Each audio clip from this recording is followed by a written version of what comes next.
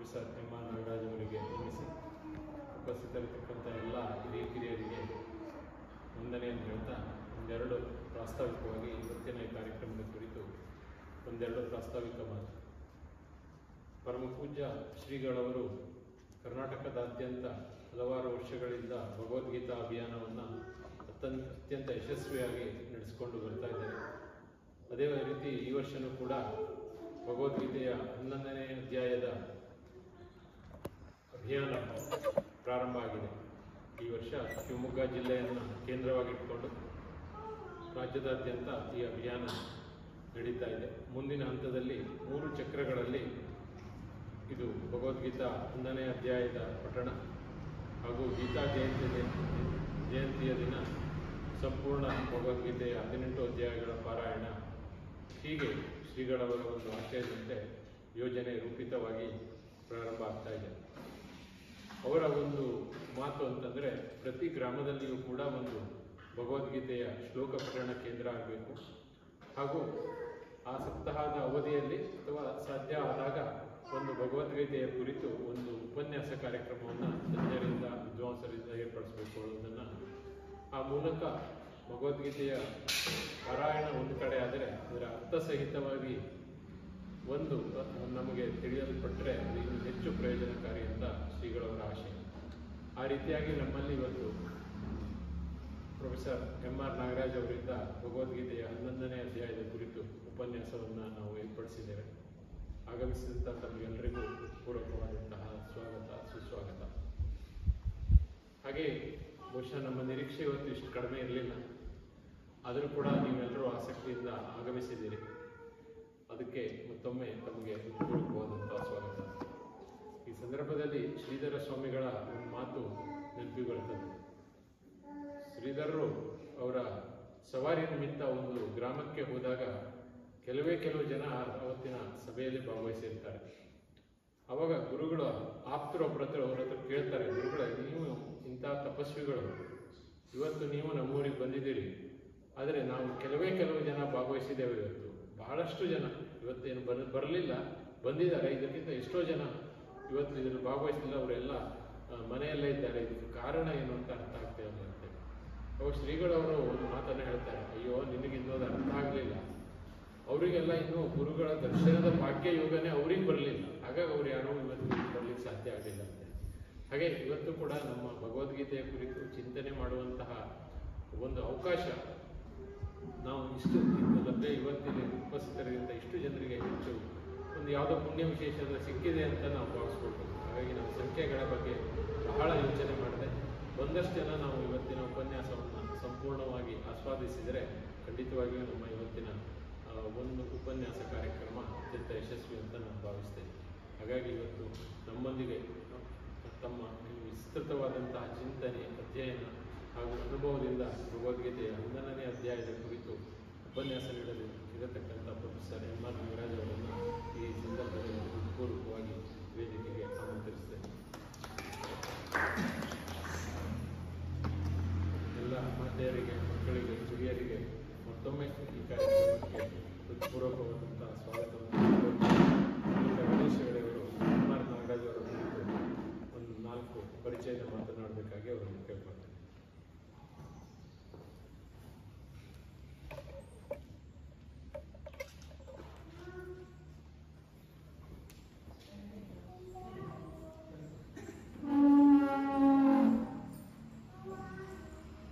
ಲಕ್ಷ್ಮೀ ನರಸಿಂಹನಿಗೆ ಹಾಗೆ ನಮ್ಮ ಹೊರನಲ್ಲಿಯ ಗುರುದ್ವಯರಿಗೂ ಕೂಡ ವಂದಿಸುತ್ತ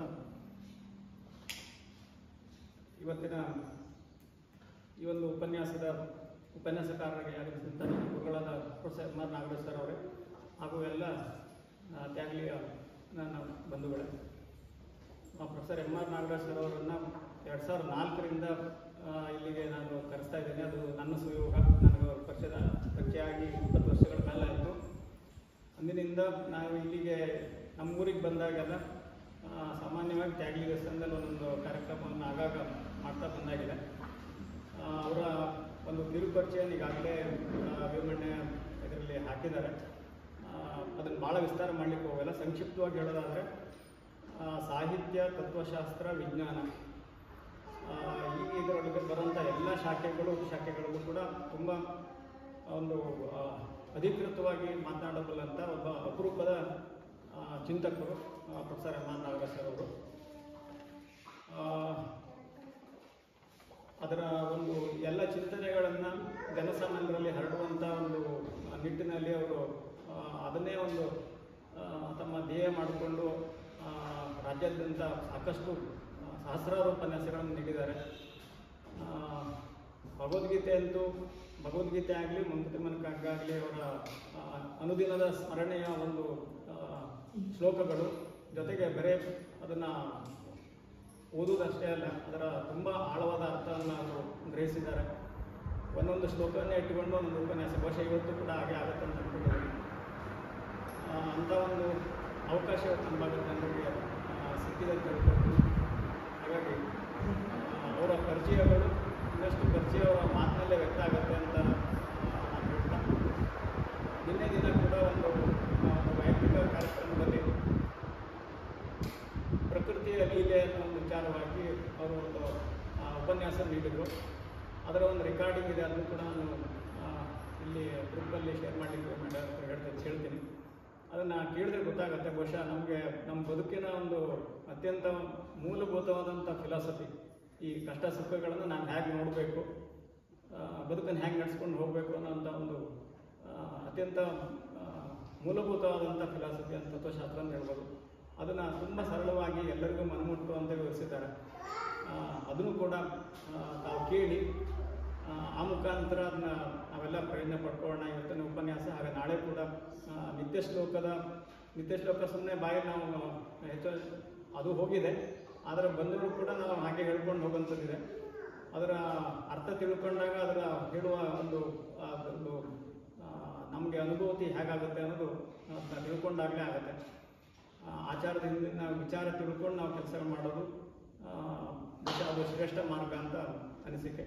ಆ ಹಿನ್ನೆಲೆಯಲ್ಲಿ ನಾನು ಮತ್ತೊಮ್ಮೆ ಸರ್ ಅವ್ರನ್ನ ಈ ಒಂದು ಸಭೆಗೆ ಆಹ್ವಾನಿಸ್ತಾ ಇದ್ದೇನೆ. ಜೊತೆಗೆ ಅವರು ಉಪನ್ಯಾಸ ಪ್ರಾರಂಭಿಸಬೇಕು ಕೂಡ ಅನಿಸ್ತಾ ಇದ್ದೇನೆ. ಒಂದು ಶ್ಲೋಕ ಪಠಣದ ನಂತರ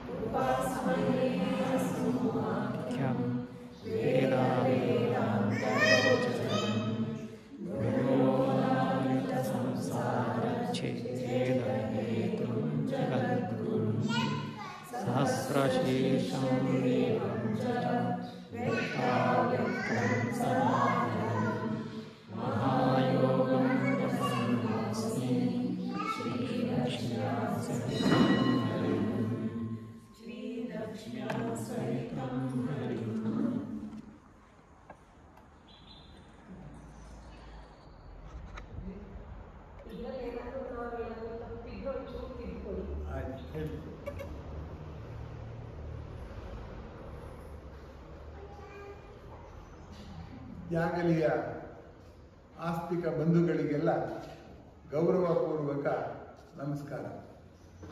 ಕಳೆದ ಬಾರಿಯೂ ನವರಾತ್ರಿಯಲ್ಲಿಯೇ ನಾನು ಇಲ್ಲಿ ತಮ್ಮೊಂದಿಗೆ ಒಂದು ನವರಾತ್ರಿಯ ವೈಶಿಷ್ಟ್ಯಗಳು ಅನ್ನುವ ಉಪನ್ಯಾಸವನ್ನು ಕೈಗೊಂಡಿದ್ದು ನಿಜ. ಅದರಿಂದ ತ್ಯಾಗಲಿಯ ಲಕ್ಷ್ಮೀನರಸಿಂಹಸ್ವಾಮಿ ನನಗೆ ಎರಡು ರೀತಿಯಲ್ಲಿ ಕೃಪಾ ಕಟಾಕ್ಷವನ್ನು ಬೀರಿದ್ದಾನೆ. ನಾನು ಮಾಡಿದ ಉಪನ್ಯಾಸಗಳು ಯೂಟ್ಯೂಬ್ನಲ್ಲಿ ಹಾಕಿದಾಗ ಈ ನವರಾತ್ರಿಯ ವೈಶಿಷ್ಟ್ಯಗಳನ್ನು 460 ಜನ ನೋಡಿದ್ದಾರೆ. ಅದೇ ಗರಿಷ್ಠ.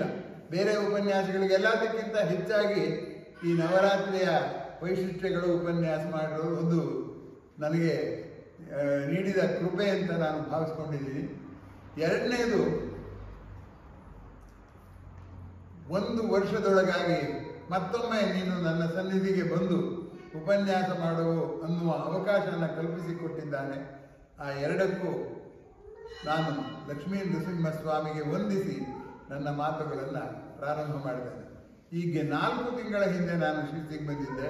ಸಾಮಾನ್ಯಕ್ಕೆ 1 ವರ್ಷದ ಅವಧಿಯಲ್ಲಿ ಒಂದ್ಸರಿ ಬರೋದುಂಟು, ಆದರೆ ಈ ಬಾರಿ 4 ತಿಂಗಳಲ್ಲೇ ಬರುವ ಒಂದು ಅವಕಾಶವನ್ನು ಸ್ವಾಮಿ ಮಾಡಿಕೊಟ್ಟಿದ್ದಾನೆ ಅಂತ ಹೇಳ್ತಾ, ಈಗ ಭಗವದ್ಗೀತೆಯ 11ನೇ ಅಧ್ಯಾಯದ ಕುರಿತು ಕೆಲವು ಸ್ವಾರಸ್ಯಗಳನ್ನು ಮಾತ್ರ ನಾನು ನಿಮ್ಮ ಮುಂದೆ ನಿರೂಪಿಸ್ತೇನೆ. ಎಲ್ಲ ಶ್ಲೋಕಗಳ ಅರ್ಥ ಹೇಳಬೇಕಾದ್ರೆ ನಿಮಗೆ ಗೊತ್ತಿರೋ ಹಾಗೆ ಬಹಳ ಕಾಲ ಹಿಡಿಯೋದ್ರಿಂದ ಎಲ್ಲ ಶ್ಲೋಕಗಳು ಓದುವುದಕ್ಕೆ ಪ್ರೇರಣೆಯನ್ನು ಮಾತ್ರ ನಾನು ಇವತ್ತು ಕೊಡಬಲ್ಲೆ. ಈ ಅಧ್ಯಾಯವನ್ನೇ ವಿಶ್ವರೂಪ ದರ್ಶನ ಅಧ್ಯಾಯ ಅಂತ ಕರೀತಾರೆ. ಇದು ಕೃಷ್ಣ ತನ್ನ ವಿಶ್ವರೂಪವನ್ನು ತೋರಿಸಿದ ಅಂತ ನಾವು ಸಾಮಾನ್ಯವಾಗಿ ಹೇಳ್ತೀವಿ. ಕೃಷ್ಣ ವಿಶ್ವರೂಪವನ್ನು ತೋರಿಸಿದಾಗ ಅದು ವಿಶ್ವರೂಪವೋ ಕೃಷ್ಣ ರೂಪವೋ? ಇದು ಕುತೂಹಲದ ಪ್ರಶ್ನೆ. ವಿಶ್ವರೂಪವೋ ಕೃಷ್ಣ ರೂಪವೋ ಅಂತ. ಯಾಕೆಂದ್ರೆ ಕೃಷ್ಣ ನಾನು ಅಂತ ಭಗವದ್ಗೀತೆಯಲ್ಲಿ ಬಹಳ ಕಡಿಮೆ ಹೇಳಿರೋದು, ಆದರೆ ಈ ಅಧ್ಯಾಯದಲ್ಲಿ ಮತ್ತೆ ಮತ್ತೆ ನನ್ನನ್ನು ನೋಡು ಅಂತೆಲ್ಲ ಹೇಳ್ತಾನೆ. ಆಗ ಕೃಷ್ಣ ತನ್ನ ನಿಜ ಸ್ವರೂಪವನ್ನ ಬಯಲು ಮಾಡ್ತಾ ಹೋಗ್ತಾನೆ. ಇಲ್ಲಿ ಕೃಷ್ಣ ಅರ್ಜುನನ ಸಖ ಆಗಿ ಉಳಿಯೋದಿಲ್ಲ.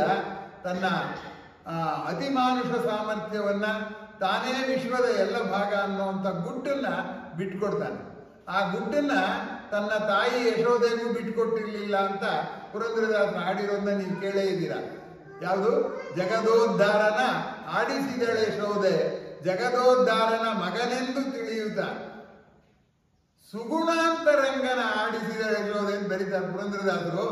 ಆ ಕೃಷ್ಣನ ಸುಗುಣಗಳೆಲ್ಲ ಇದೆಯಲ್ಲ, ಅದು ಒಳಗೆ ಬಚ್ಚಿಟ್ಕೊಂಡ್ಬಿಟ್ಟಂತೆ ಕೃಷ್ಣ. ಯಾಕೆ ಅಂದ್ರೆ ಅದು ತೋರಿಸ್ಬಿಟ್ರೆ ತನ್ನ ಮಗು ದೇವರನ್ನ ಮಗು ಅಂತ ಹೇಗೆ ಹೇಳೋದು? ಆದ್ದರಿಂದ ಕೃಷ್ಣ ಜಾಣತನವಾಗಿ ತನ್ನ ವಿಶ್ವರೂಪವನ್ನ ಮರೆಮಾಚಿದ್ದುಂಟು. ಯಾರಿಗೆ? ಯಶೋದೆಗೂ ಅಷ್ಟೇ, ಅರ್ಜುನನಿಗೂ ಅಷ್ಟೇ. ಅದು ಇಲ್ಲಿ ಅರ್ಜುನನಿಗೆ ಆ ರೀತಿಯ ದರ್ಶನ ಮಾಡಿಸಿದ ಅನ್ನುವಂಥ ಅಂಶ ಇಲ್ಲಿ ನಾವು ಗಮನಿಸಬೇಕಾದದ್ದು. ಈ ದರ್ಶನ ಮಾಡಿಸುವಾಗ ಕೂಡ ಕೃಷ್ಣ ದರ್ಶನ ಮಾಡುವ ಅಪೇಕ್ಷೆಯನ್ನ ಮೊದಲು ಅರ್ಜುನನಲ್ಲಿ ಸೃಷ್ಟಿ ಮಾಡ್ತಾನೆ. ಮೊದಲ 10 ಅಧ್ಯಾಯಗಳಲ್ಲಿ ಕೃಷ್ಣನ ಮಾತುಗಳನ್ನ ಕೇಳಿದಾಗ ಕೃಷ್ಣನ ಪೂರ್ಣ ರೂಪವನ್ನು ನೋಡುವ ಹಸಿವೆ ಕೃಷ್ಣನಿಗಾಗುತ್ತೆ. ಶಿಕ್ಷಣ ತಜ್ಞರು ಹೇಳ್ತಾರೆ, create the need and then feed ಅಂತ. ಹಸುವಾಗಿಸಿ ಆಮೇಲೆ ಊಟ ಮಾಡಿದರೆ ಊಟ ರುಚಿಯಾಗಿರುತ್ತೆ ಅಂತ. ಹಾಗಾಗಿ ಮೊದಲ 10 ಅಧ್ಯಾಯಗಳು ವಿಶ್ವರೂಪದ ಅಪೇಕ್ಷೆಯನ್ನು ಮೂಡಿಸುವಂತಹದ್ದು ಅನ್ನುವಂಥದ್ದನ್ನ ನಾವಿಲ್ಲಿ ಗಮನಿಸಬೇಕು. ಇನ್ನು ಈ ವಿಶ್ವರೂಪ ದರ್ಶನ ಅನ್ನೋ ಪದ ತುಂಬಾ ಸುಲಭವಾಗಿ ನಾವು ಕೃಷ್ಣನ ವಿಶ್ವರೂಪವನ್ನು ಅರ್ಜುನ ನೋಡ್ದ ಅಂತ. ಇಲ್ಲಿ ಒಂದೊಂದೇ ಪದ ತಗೊಳ್ಳೋಣ. ಮೊದಲು ವಿಶ್ವ ಅಂತ ತಗೊಳ್ಳೋಣ. ನಾವು ವಿಶ್ವ ಅನ್ನೋ ಪದ ಕೆಡಿಸ್ಬಿಟ್ಟಿದ್ದೀವಿ. ವಿಶ್ವವಿದ್ಯಾನಿಲಯ ಅಂತ ಕರಿತೀವಿ. ಅಲ್ಲಿ ಚರ್ಚೆ ಆಗೋದು ಸಮಾಜಶಾಸ್ತ್ರವೋ ಅರ್ಥಶಾಸ್ತ್ರವೋ ಹೊರತು ಇಡೀ ವಿಶ್ವ ಚರ್ಚೆ ಆಗೋದೇ ಇಲ್ಲ. ಆದ್ದರಿಂದ ವಿಶ್ವ ಅನ್ನೋ ಪದ ಅಷ್ಟು ವಿಶಾಲವಾದದ್ದನ್ನ ನಮ್ಮ ನಿತ್ಯ ಜೀವನದ ಬರವಣಿಗೆ ಇದರಲ್ಲಿ ಯಾವುದು ವಿಶ್ವ ಅಂದ್ರೆ ಭೂಮಿ ಅಂತನೋ ಅಥವಾ ನಮ್ಮ ಜಗತ್ತು ಅನ್ನೋದನ್ನ 10 ಕಿಲೋಮೀಟರ್ ಹೋದ್ರೆ ಒಬ್ರು ಜಗದ್ಗುರುಗಳು ಸಿಗ್ತಾರೆ. ಅವ್ರ ಜಗತ್ತು 10 ಕಿಲೋಮೀಟರ್, ಇನ್ನೊಬ್ಬ ಜಗದ್ಗುರು ಬೇಕಲ್ಲ ಅಲ್ಲಿಂದ ಆಚೆಗೆ. ಹಾಗಾಗಿ ಇಲ್ಲಿ ವಿಶ್ವ ಜಗತ್ತು ಅನ್ನುವಂಥ ಪ್ರಶ್ನೆಯನ್ನ ನಾವು ಸ್ಪಷ್ಟವಾಗಿ ಅರ್ಥ ಮಾಡ್ಕೋಬೇಕು. ವಿಶ್ವ ಅನ್ನೋದು ಅತ್ಯಂತ ವ್ಯಾಪಕವಾದ ಪದ, ಅದಕ್ಕಿಂತ ವ್ಯಾಪಕವಾದ ಪದ ಇಲ್ಲ. ಯೂನಿವರ್ಸ್ ಅನ್ನೋದ್ರಿಂದ ಆಚೆ ಏನಿದೆ ಯಾರಿಗೂ ಗೊತ್ತಿಲ್ಲ. ಆದ್ರಿಂದ ಎಲ್ಲವನ್ನೂ ಒಳಗೊಳ್ಳುವುದು ವಿಶ್ವ ಅನ್ನುವಂಥದ್ದು ಗಮನಿಸಬೇಕಾಗಿದೆ. ಇದು ಗೊತ್ತಿಲ್ಲದೆ ಇರುವಂತಹ ಅನೇಕರು ಏನ್ ಹೇಳ್ತಾರೆ ಅಂತಂದ್ರೆ, ವಿಶ್ವರೂಪ ದರ್ಶನಕ್ಕೆ ಯಾಕೆ ಸ್ವಾಮಿ ಕೃಷ್ಣ ಬೇಕು, ಅವನು ಹೆಂಡತಿ ಇದ್ರೆ ಸಾಕು, ದುಡ್ಡಿದ್ರೆ ಸಾಕು, ವಿಶ್ವವನ್ನೆಲ್ಲ ಪರ್ಯಟನೆ ಮಾಡಿಕೊಂಡು ವಿಶ್ವವನ್ನು ನಾನು ನೋಡ್ತೀನಿ ಅಂತ ಹೇಳ್ತಾರೆ. ನಿಮ್ಮ ಹತ್ರ ಎಷ್ಟು ದುಡ್ಡಿದ್ರು ವಿಶ್ವವನ್ನೆಲ್ಲ ನೋಡೋದಿರಲಿ, ಭೂಮಿಯನ್ನು ನೋಡಿದರಲ್ಲ, ಸೂರ್ಯನ ದಿಟ್ಟಿಸಿ 5 ನಿಮಿಷ ನೋಡಿ, ಜಾಸ್ತಿ ಹೊತ್ತು ಬೇಡ, 5 ನಿಮಿಷ, ಆಮೇಲೆ ಏನೂ ನೋಡೋಗೋದಿರಲ್ಲ. ಯಾಕೆಂದ್ರೆ ನಮ್ಮ ಕಣ್ಣಿನ ರೆಟಿನ ಹಾಳಾಗೋಗ್ಬಿಡುತ್ತೆ. ಹಾಗಾಗಿ ಇಡೀ ಸೌರಮಂಡಲದಲ್ಲಿ ಭೂಮಿಯ ಅಸ್ತಿತ್ವಕ್ಕೆ ಕಾರಣವಾಗಿರುವ ಸೂರ್ಯನನ್ನ ಕೆಲವು ಸೆಕೆಂಡ್ ನೋಡಿದ್ರೆ ಕಣ್ಣಲ್ಲಿ ತುಂಬಿಕೊಳ್ಳುತ್ತೆ, ಮಾತು ಮೂಕುವಾಗುತ್ತೆ, ಕಂಠ ಗದ್ಗದವಾಗುತ್ತೆ. ಅಂಥದ್ರಲ್ಲಿ ಅಂಥ ಕೋಟ್ಯಾಂತರ ನಕ್ಷತ್ರಗಳಿರುವಂತಹ ವಿಶ್ವ ರೂಪವನ್ನ ನೋಡೋಕ್ಕಾಗುತ್ತೆ ಅಂತ ಒಂದ್ಸರಿ ಪ್ರಶ್ನೆ. ಹಾಗಾಗಿ ನೋಡೋದು ಅನ್ನೋದಕ್ಕೆ ನಾನು ಇಷ್ಟು ಹೇಳ್ತಾ ಇರೋದು. ನೋಡಕ್ ಸಾಧ್ಯವಾಗೋದು ಯಾವುದು? ಎಷ್ಟೊತ್ತು? ಬಹಳ ಕಡಿಮೆ ಹೊತ್ತು. ಕೃಷ್ಣನ ವಿಶ್ವರೂಪವನ್ನು ಅರ್ಜುನನ್ ನೋಡಕ್ ಸಾಧ್ಯವಾದದ್ದು ತುಂಬಾ ಕಡಿಮೆ ಹೊತ್ತು. ಆದ್ರೆ ಅವನು ಯಾಕೆ ನೋಡ್ಬೇಕು ಅಂತ ಅರ್ಜುನ? ಹಾಗಾದ್ರೆ ಕೆಲವು ಸೆಕೆಂಡ್ ನೋಡೋಕೆ ಅದ್ಯಾಕೆ ಅಷ್ಟು ಕಷ್ಟಪಡ್ಬೇಕು? ನಿಂತು ಬರುತ್ತೆ ಹೋಗುತ್ತೆ, ಅದು ನೋಡೋದಕ್ಕೆ ಯಾಕೆ ಇಷ್ಟು ಕಷ್ಟಪಡ್ಬೇಕು ಅನ್ನುವಂಥ ಪ್ರಶ್ನೆ ಕೂಡ ನಮ್ಮ ವ್ಯಾವಹಾರಿಕ ಬುದ್ಧಿಗೆ ಅದು ಹೊಳೆಯುತ್ತೆ. ಅದಕ್ಕೆ ನಾನೀಗ ಮುಂದಕ್ಕೆ ಆ ವಿವರಣೆಯನ್ನ ಕೊಡೋದಕ್ಕೆ ಬಯಸ್ತೀನಿ. ವಿಶ್ವರೂಪ ದರ್ಶನ ಅನ್ನೋದು ನಾವು ಕಲ್ಪಿಸಿಕೊಳ್ಳಲು ಆಗದಂಥ ಸಂಗತಿ. ಹಾಗಾದ್ರೆ ಅದು ಕಲ್ಪಿಸಿಕೊಳ್ಳಲು ಆಗದಂತ ಸಂಗತಿ ಅನ್ನೋದಕ್ಕೆ ಆ 11ನೇ ಅಧ್ಯಾಯದಲ್ಲಿ ಏನಾದರೂ ಸೂಚನೆ ಇದೆಯೇ ಅಂತ ನೀವು ಕೇಳೋದಾದ್ರೆ ಖಂಡಿತವಾಗಿ ಸೂಚನೆ ಇದೆ. ಅರ್ಜುನ ಕೇಳಬೇಕಾಗತ್ತೆ, ಅದು ವಿಶ್ವರೂಪನಾಗಿ ನೋಡ್ಬೇಕು ಅಂತ ಅನ್ಸತ್ತೆ ಅಂತ. ಅದಕ್ಕೆ ಅವನು ಕೇಳೋ ರೀತಿ ನೋಡಿ, ಮನಸ್ಸೇ ಯದಿ ತಚ್ಚಕ್ಷಂ. ನಾವು ಕಣ್ಣು ಅನ್ನೋದು ಇಂದ್ರಿಯ ಅಂತ ಅಂದ್ಕೊಂಡಿದ್ದೀವಿ. ಕಣ್ಣು ಅಂಗ, ನೋಡುವ ಅಂಗ ಕಣ್ಣು. ಆ ಕಣ್ಣಿಗೆ ಮನಸ್ಸು ಬೆರೆತರೇನೆ ನಮಗೆ ಕಾಣೋದು ಪ್ರಪಂಚ ಅಲ್ವಾ? ನಾವು ಎತ್ಲಗೋ ನೋಡ್ಕೊಂಡು ಹೋಗ್ತಾ ಇರ್ತಾರೆ, ಅಥವಾ ಏನೋ ಆಲೋಚನೆ ಮಾಡ್ಕೊಂಡು ಹೋಗ್ತಿದ್ರೆ ನಮ್ಮನೆ ಮುಂದ್ಗಡೆ ಒಂದು ಬಸವನೋಡು ಹೋಗ್ತಿದ್ರೆ ಗೊತ್ತೇ ಆಗಲ್ಲ. ಒಂದು ಹೂವರಳಿರೋದು ನಾವು ನೋಡೋದೇ ಇಲ್ಲ. ಕಣ್ಣು ನೋಡಿದೆ, ಕಣ್ಣಲ್ಲಿ ಬಿಂಬ ಮೂಡಿದೆ, ನಮಗೆ ಕಾಣೋದೇ ಇಲ್ಲ. ಅಂದ್ರೆ ಏನಂತರ್ಥ? ಕಣ್ಣಿನ ಜೊತೆಯಲ್ಲಿ ಮನಸ್ಸು ಸಹಕರಿಸಿದಾಗ ಅದು ಇಂದ್ರಿಯ, ಇಲ್ಲದೆ ಇದ್ರೆ ಕಣ್ಣು ಒಂದು ಅಂಗ. ಮೂಗಿನ ಜೊತೆಯಲ್ಲಿ ಮನಸ್ಸು ಬೆರೆತಾಗ ಅದು ಘ್ರಾಣೇಂದ್ರಿಯ, ಇಲ್ಲದೆ ಇದ್ರೆ ಮೂಗು ಅನ್ನೋದು ಒಂದು ಅಂಗ, ಉಸಿರಾಡೋದು ಮಾತ್ರ ಬಳಕೆ ಆಗುವಂಥದ್ದು.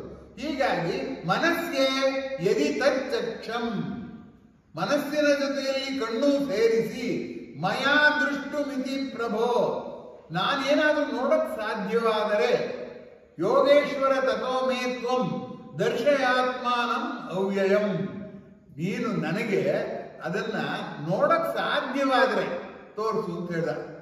ಅಂದ್ರೆ 10 ಅಧ್ಯಾಯದಲ್ಲಿ ಕೃಷ್ಣ ಸ್ಪಷ್ಟಪಡಿಸಿದಾನೆ ನೋಡೋದು ಕಷ್ಟ ಅನ್ನೋದು. ಇದು ನಾವು ಗಮನಿಸಬೇಕಾದದ್ದು.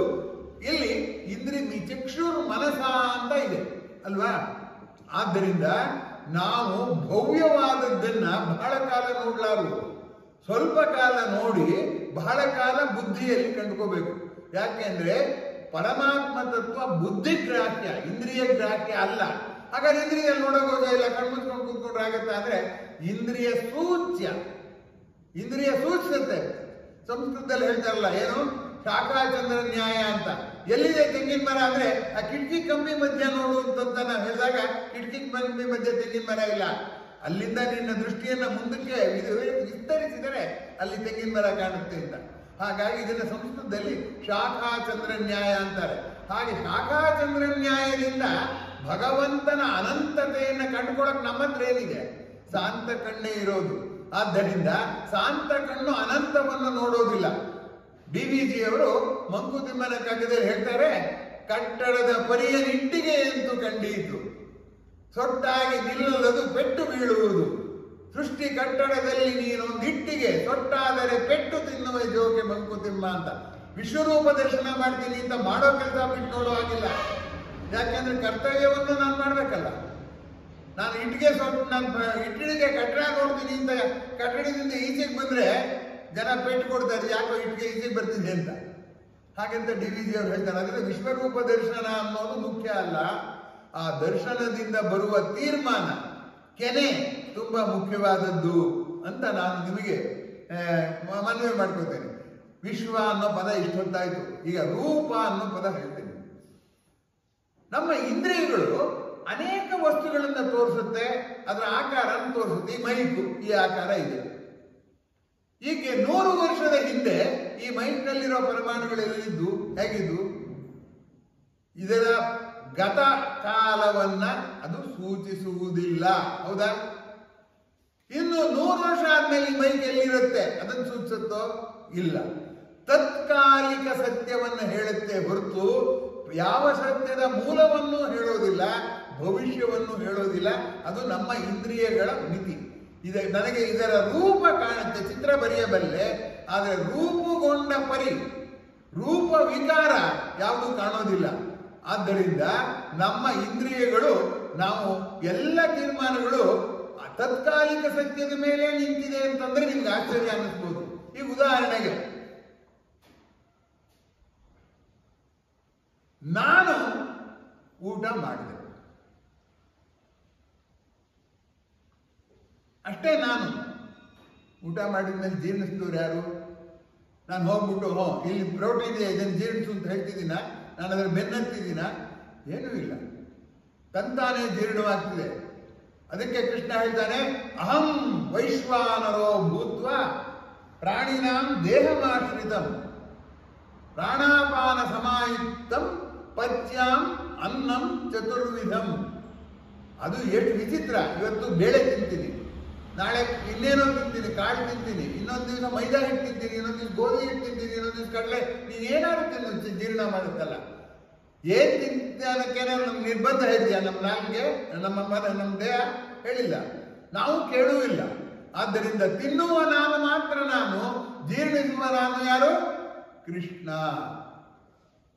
ಆದ್ದರಿಂದ ನಾನು ಊಟ ಮಾಡಿದೆ ಅಂತೀನಲ್ಲ, ನಾನು ಊಟ ಮಾಡಿದೆ ನಿಜ, ಜೀರ್ಣಿಸ್ಕೊಂಡೆ ಅಂತ ಹೇಳಿ ನಾನು ಜೀರ್ಣಿಸ್ಕೊಂಡೆ ಅಂತ ಯಾರು ಹೇಳಿ? ಆಗಲ್ಲ. ಹೋಗಲಿ, ನಾನು ಊಟ ಮಾಡೋಕ್ಕೆ ಬೆಳೆದು ಕೊಟ್ಟನಲ್ಲ. ಅನೇಕ ರೈತರು, ಕೃಷಿಕರು ಬೆಳೆದು ಕೊಟ್ರು, ಅವರು ನಾನೇ ಅಂತ ಅನ್ಕೋಬೇಕು ತಾನೆ. ಯಾಕೆಂದ್ರೆ ನಾನು ಅವರಿಲ್ಲದೆ ನಾನು ಅಂತಿರ್ಲಿಲ್ವಲ್ಲ. ನಾನು ಅನ್ಕೊಳ್ಳೋದಿಲ್ಲ. ಆ ಗಿಡ ರೈತನಿಗೆ ಬೆಳ್ಕೊಡ್ತು, ಅದು ನಾನು ಅನ್ಕೊಳ್ಳೋದಿಲ್ಲ. ಆ ಗಿಡ ಬೆಳಿಬೇಕಾದ್ರೆ ಸೂರ್ಯನ ಬಿಸಿಲು ಮಳೆ ಎಲ್ಲ ಬೇಕು, ಅದನ್ನ ನಾನು ಅನ್ಕೊಳ್ಳೋದಿಲ್ಲ. ಕೃಷ್ಣ ಅದನ್ನು ಹೇಳ್ತಾನೆ 9ನೇ ಅಧ್ಯಾಯದಲ್ಲಿ, ತಪಾಮ್ಯಹಂ ಅಹಂ ವರ್ಷ. ಬಿಸಿಲು ನಾನೇ, ಮಳೆನೂ ನಾನೇ. ಕೃಷ್ಣಗೆ ಹುಚ್ಚಿಡಿದೆ, ಎಲ್ಲವನ್ನು ನಾನೇ ಅಂತಾನೆ ಅಂತ ಅನ್ನೋ ಮಟ್ಟಕ್ಕೆ ಹೇಳ್ತಾನೆ ಕೃಷ್ಣ. ಅದ್ರ ಹುಚ್ಚಲ್ಲ. ಈ ನೋಡಿ, ಬಿಸಿಲು ಬರದೇ ಇದ್ರೆ ಮಳೆ ಬರುತ್ತೋ? ಸೂರ್ಯನ ಮೋಡ ಕವಿದಿದೆ, ಯಾರು ಸೂರ್ಯನ ಮೋಡದ ಮುಸ್ಕು ಹಾಕಿದ್ದು? ಸೂರ್ಯನೇ ಅಲ್ವಾ? ನೀರು ಆವಿ ಆಯ್ತು, ಮೋಡ ಆಯ್ತು, ಗಾಳಿ ಕಾಯ್ತು, ಬಿಸಿ ಆಯ್ತು, ಮೋಡ ಬಂದು ಸೂರ್ಯನಿಗೆ ಮುಚ್ಚಿಕೊಂಡು ತಾನೇ. ಮಕ್ಕಳು ಗುಮ್ಮ ಮಾಡ್ತೀನಿ ಅಂತ ಬೆಡ್ಶೀಟ್ ಮೇಲೆ ಹೊದಿಕೆನ ಮೇಲೆ ಹೊದ್ಕೋತಾರಲ್ಲ, ಹಾಗೆ ಸೂರ್ಯ ತನ್ನ ಮೋಡದ ಮುಸ್ಕು ಹಾಕ್ತಾನೆ. ನಾನು ಇಲ್ಲ ಅನ್ಕೊಳ್ಳಿ ನಮ್ಮ ಜನ ಅಂತ ಅನ್ಕೋತೀವ ನಾವು. ಅಯ್ಯೋ ಮೋಡ ಕವಿದಿದೆ ಅಷ್ಟೇ, ಸೂರ್ಯ ಹಿಂದ್ಗಡೆ ಇದ್ದಾನೆ ಅಂತ ಅನ್ಕೋತೀವಿ, ಅನ್ಕೊಳ್ಳೋರ. ಸೊ ಅದರಿಂದ ಎಲ್ಲವೂ ನಾನೇ ಅಂತ ಹೇಳ್ತಾನೆ. ಬಿಸಿಲು ನಾನೇ, ಮಳೆನೂ ನಾನೇ, ಸಾವು ನಾನೇ, ಬದುಕು ನಾನೇ, ಎಲ್ಲವೂ ನಾನೇ ಅಂದಾಗ ನಮಗೆ ಎಲ್ಲವೂ ಕೃಷ್ಣನನ್ನ ಜ್ಞಾಪಿಸಬೇಕಾಗಿತ್ತು. ಜ್ಞಾಪಿಸಿದೆಯೋ? ಕೃಷ್ಣ ಹಾಗೆ ಹೇಳೋದಿಲ್ಲ. ನಾವು ಪ್ರಶ್ನೆ ಹಾಕೊಳ್ಳೋಣ, ಜ್ಞಾಪಿಸಿದೆಯೋ? ಮಳೆ ಬಂದಾಗ ಹಾಳು ಮಳೆ, ನನ್ ಕೆಲಸ ಮಾಡೋಕ್ಕೂ ಬಿಡಲ್ಲ, ಆಚೆಗೆ ಹೋಗ್ಬೇಡ, ಜಿಟಿ ಮಳೆ ಬೈತೀನಿ. ಬಿಸಿಲು ಬಂದ್ರೆ ಸಕ್ಕೆ ಪ್ರಾಣ ಹೋಗ್ತಾ ಇದೆ, ಆ ಒಂದು ಗಿಡ ಕೂಡ ಅಲ್ಗಾಡ್ತಿಲ್ಲ, ನಾನು ಹೇಗೆ ಬದುಕಬೇಕು ಅಂತ ನಾವು ಅದಕ್ಕೂ ಶಾಪ ಹಾಕ್ತೀವಿ. ಆದ್ರೆ ಅವೆರಡೂ ಇಲ್ಲಿದ್ರೆ ನಾನು ಬದುಕೋದಕ್ಕೆ ಸಾಧ್ಯ ಇಲ್ಲ ಅನ್ನೋದು ಮರೆತು ಬಿಡ್ತೀವಿ. ಸೊ ನಮ್ಮ ಸ್ಥಿತಿ ಹೀಗಿದೆ. ಆದ್ದರಿಂದ ರೂಪ ದರ್ಶನ ಅಂದ್ರೆ ರೂಪಾಂತರದ ಇತಿಹಾಸ ಮತ್ತು ಭವಿಷ್ಯ ಗೊತ್ತಾದ್ರೆ ರೂಪ ದರ್ಶನ ಆದಾಗೆ ಅಲ್ವಾ? ಇವತ್ತು ಅವನು ಹೇಗಿದ್ದಾನೆ? ಲಕ್ಷಾಧೀಶ್ವರನಾಗಿದ್ದಾನೆ. ಮುಂಚೆ ಏನಾಗಿದ್ದ? ಕೋಟ್ಯಾಧೀಶ್ವರನಾಗಿದ್ದ. ಈಗ ಅವನು ಲಕ್ಷಾಧೀಶ್ವರನಾಗಿದ್ದಾನೆ, ನಾಳೆ ಸಹಸ್ರಾಧೀಶ್ವರ ಆಗ್ಬೋದು, ಅಥವಾ ರಿವರ್ಸು ಇರ್ಬೋದು. ಆದ್ದರಿಂದ ರೂಪ ಇಂದ್ರಿಯಗಳಲ್ಲಿ ತತ್ಕಾಲಿಕ ಸತ್ಯವನ್ನು ಹೇಳುತ್ತೆ ಹೊರತು ಅದರ ಹಿನ್ನೆಲೆ ಮುನ್ನೆಲೆಗಳನ್ನು ಹೇಳೋದಿಲ್ಲ. ರೂಪ ದರ್ಶನ ಅಂದ್ರೆ ಪಾಸ್ಟ್, ಪ್ರೆಸೆಂಟ್ ಅಂಡ್ ಫ್ಯೂಚರ್, ಗತ, ವರ್ತಮಾನ, ಆಗತ ಎಲ್ಲವನ್ನು ಹೇಳಿದಾಗ ನನಗೆ ರೂಪ ಅರ್ಥ ಆಯಿತು ಅಂತ ಅರ್ಥ. ಅದರಿಂದ ಕೃಷ್ಣ ತೋರಿಸಿದ್ದು ಅದರದ್ದು ವಿಶ್ವರೂಪ ದರ್ಶನ ಶ್ಲೋಕ ಓದಿ ಜನ ಬರ್ತಾರೆ, ಜನ ಹೋಗ್ತಾರೆ, ಅವರೇ ಸಾಯ್ತಾರೆ, ಎಲ್ಲ ಅದನ್ನು ನೋಡ್ತಾನೆ ನಮ್ಮ ಕೃಷ್ಣ. ಆದ್ದರಿಂದ ಕೃಷ್ಣ ಅರ್ಜುನನಿಗೆ ತೋರಿಸಿದ್ದು ಒಂದು ಛಾಯಾಚಿತ್ರ ಅಲ್ಲ, ಸ್ಟ್ಯಾಟಿಕ್ ಪಿಕ್ಚರ್ ಅಲ್ಲ, ಸ್ಥಾಯಿ ಚಿತ್ರ ಅಲ್ಲ. ನೀವು ನದಿದೊಂದು ಫೋಟೋ ತೆಗಿತೀರಾ ಅಂತ ಇಟ್ಕೊಳ್ಳಿ, ಅವಾಗ ನದಿಯ ಚಿತ್ರ ಬರುತ್ತೆ. ಇನ್ನೊಂದು 5 ನಿಮಿಷ ಆದ್ಮೇಲೆ ಆ ನದಿಯ ಫೋಟೋ ಇನ್ನೊಂದು ತೆಗಿತೀರಾ ಅಂತ ಇಟ್ಕೊಳ್ಳಿ, ಅವಾಗ ಏನ್ ಬರುತ್ತೆ? ಅವಾಗ ಇನ್ನೊಂದು ಚಿತ್ರ ಬರುತ್ತೆ. ಯಾಕಂದ್ರೆ ಯಾವಾಗಿದ್ದ ನೀರೇ ಬೇರೆ, ಇವಾಗಿದ್ದ ನೀರೇ ಬೇರೆ. ಆದ್ದರಿಂದ ವಿಶ್ವ ಅಂದ್ರೆ ನಾನು ಅನ್ಕೊಂಡು ವಿಶ್ವ ಅಲ್ಲ, ರೂಪ ಅಂದ್ರೆ ನಾನು ಅನ್ಕೊಂಡು ರೂಪ ಅಲ್ಲ. ನಾವು ಪದಗಳನ್ನೆಲ್ಲ ನಮ್ಮ ಇಂದ್ರಿಯದ ಭಾಷೆಯಲ್ಲಿ ಹೇಳ್ತಿದೀವಿ ಹೊರತು ಬುದ್ಧಿಯ ಭಾಷೆಯಲ್ಲಿ ನಮಗೆ ಭಾಷೆಯೇ ಬರಲ್ಲ, ಅದಕ್ಕೆ ಭಾಷೆಯೇ ಇಲ್ಲ. ಅದಕ್ಕೆ ಬ್ರಹ್ಮನನ್ನು ಅರಿತಿದರೆ ಸುಮ್ಮನೆ ಇರಬೇಕು, ಮಾತಲ್ಲಿ ಹೇಳಕ್ಕಾಗಲ್ಲ. ಈಗ ನಾನು ಇಷ್ಟೆಲ್ಲ ಮಾತಾಡ್ತಿರೋದು ಯಾಕೆಂದ್ರೆ ಇಂದ್ರಿಯದ ಭಾಷೆಯಲ್ಲೇ. ಬ್ರಹ್ಮನ ಭಾಷೆಯಲ್ಲಿ ಮಾತಾಡಿದ್ರೆ ಮಾತಾಡೋ ಹಾಗೆ ಇಲ್ಲ.